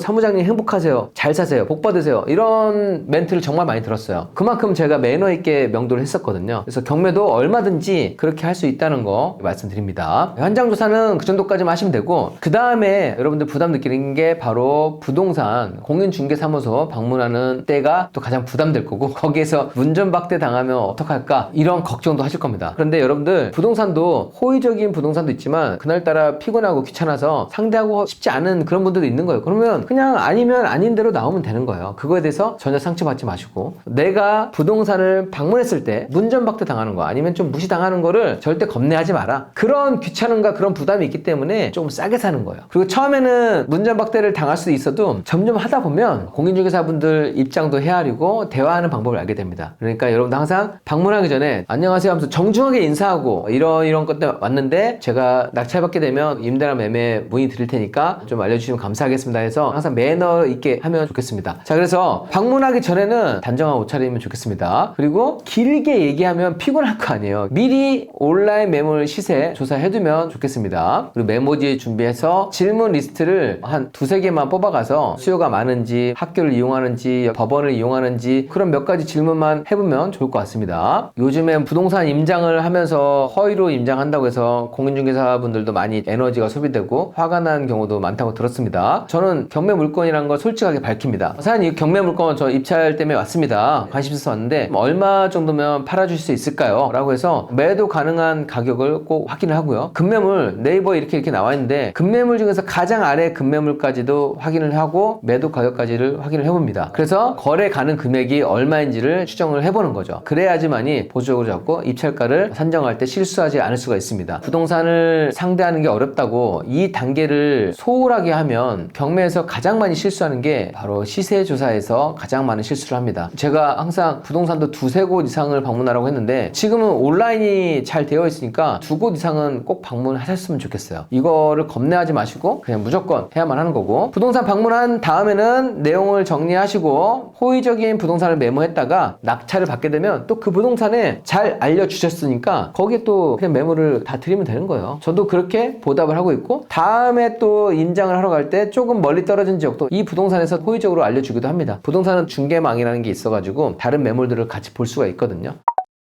경매를 하다 보면 이 몇 가지 귀찮음을 극복해야 되는 상황이 발생합니다. 부동산 중개사가 알아서 다 해주면 계약서도 써주고 돈만 내면 땡기잖아요. 너무 편합니다. 도장만 찍고 돈만 입금하면 땡기니까. 그래서 그 사람은 가장 비싼 가격으로 부동산을 매입을 하는 겁니다. 그리고 내가 권리 분석을 하고 온라인 분석을 하고 시세 조사를 다시 한번 확인을 하고 돌아보는 그 귀찮은 몇 가지 때문에 몇백도 아니고 몇천을 싸게 사는 거예요. 억 단 이상을 싸게 사는 거예요. 그렇다고 하면 그런 귀찮음은 충분히 해볼 만한 가치가 있다고 생각을 하거든요. 그리고 그게 비굴하게 하는 게 아니라 하면 할수록 능숙해집니다. 그래서 여러분들이 이 단계만 넘고 나면 그 다음부터는 부동산 임장이 정말 수월해집니다. 이제 물건을 뽑아 보셨으면 부동산을 돌아보시면서 딱 입찰 전까지 한번 도전을 해보셨으면 좋겠습니다. 재미있죠? 그러면 제가 오늘도 숙제를 하나 내드리겠습니다. 제가 강의하면 실제로도 또 진짜 해보셔야 되잖아요. 정말 손품을 많이 팔고 시세 조사까지 다 하신 다음에 부동산에 가서 급매물 가격까지 한번 조사해 보시는 거 추천드립니다. 바깥에 나와 있는 매물도 보면서 저기서 더 조정이 되는지 한번 확인해 보시는 거, 그리고 빌라라고 하면 몇 평형대 몇 년씩 나와 있는 빌라 매물 얼마까지 매도할 수 있는지 이것도 여러분들이 한번 부동산을 방문해서 도전해 보시면 좋겠습니다. 제가 얘기했지만 거절당하는 거에 대해서 두려움을 절대 가지시면 안 됩니다. 그 거절을 이겨내는 사람이 자본 수익을 얻을 수 있고 또 큰 수익을 얻을 수가 있는 겁니다. 그리고 제가 서두에도 말씀드렸지만 고수들도 지금도 거절당하면서 수익을 잘 내고 있습니다. 잘 해주는 분을 만나면 되지, 이런 생각으로 유연하게 그 생각을 가져가면서 수익을 내셨으면 좋겠습니다. 자, 오늘 숙제까지 마무리하시고 여러분들 경매 실력 마스터해 가시길 진심으로 기원드립니다. 오늘도 긴 영상 시청하시느라 수고 많이 했습니다. 감사합니다.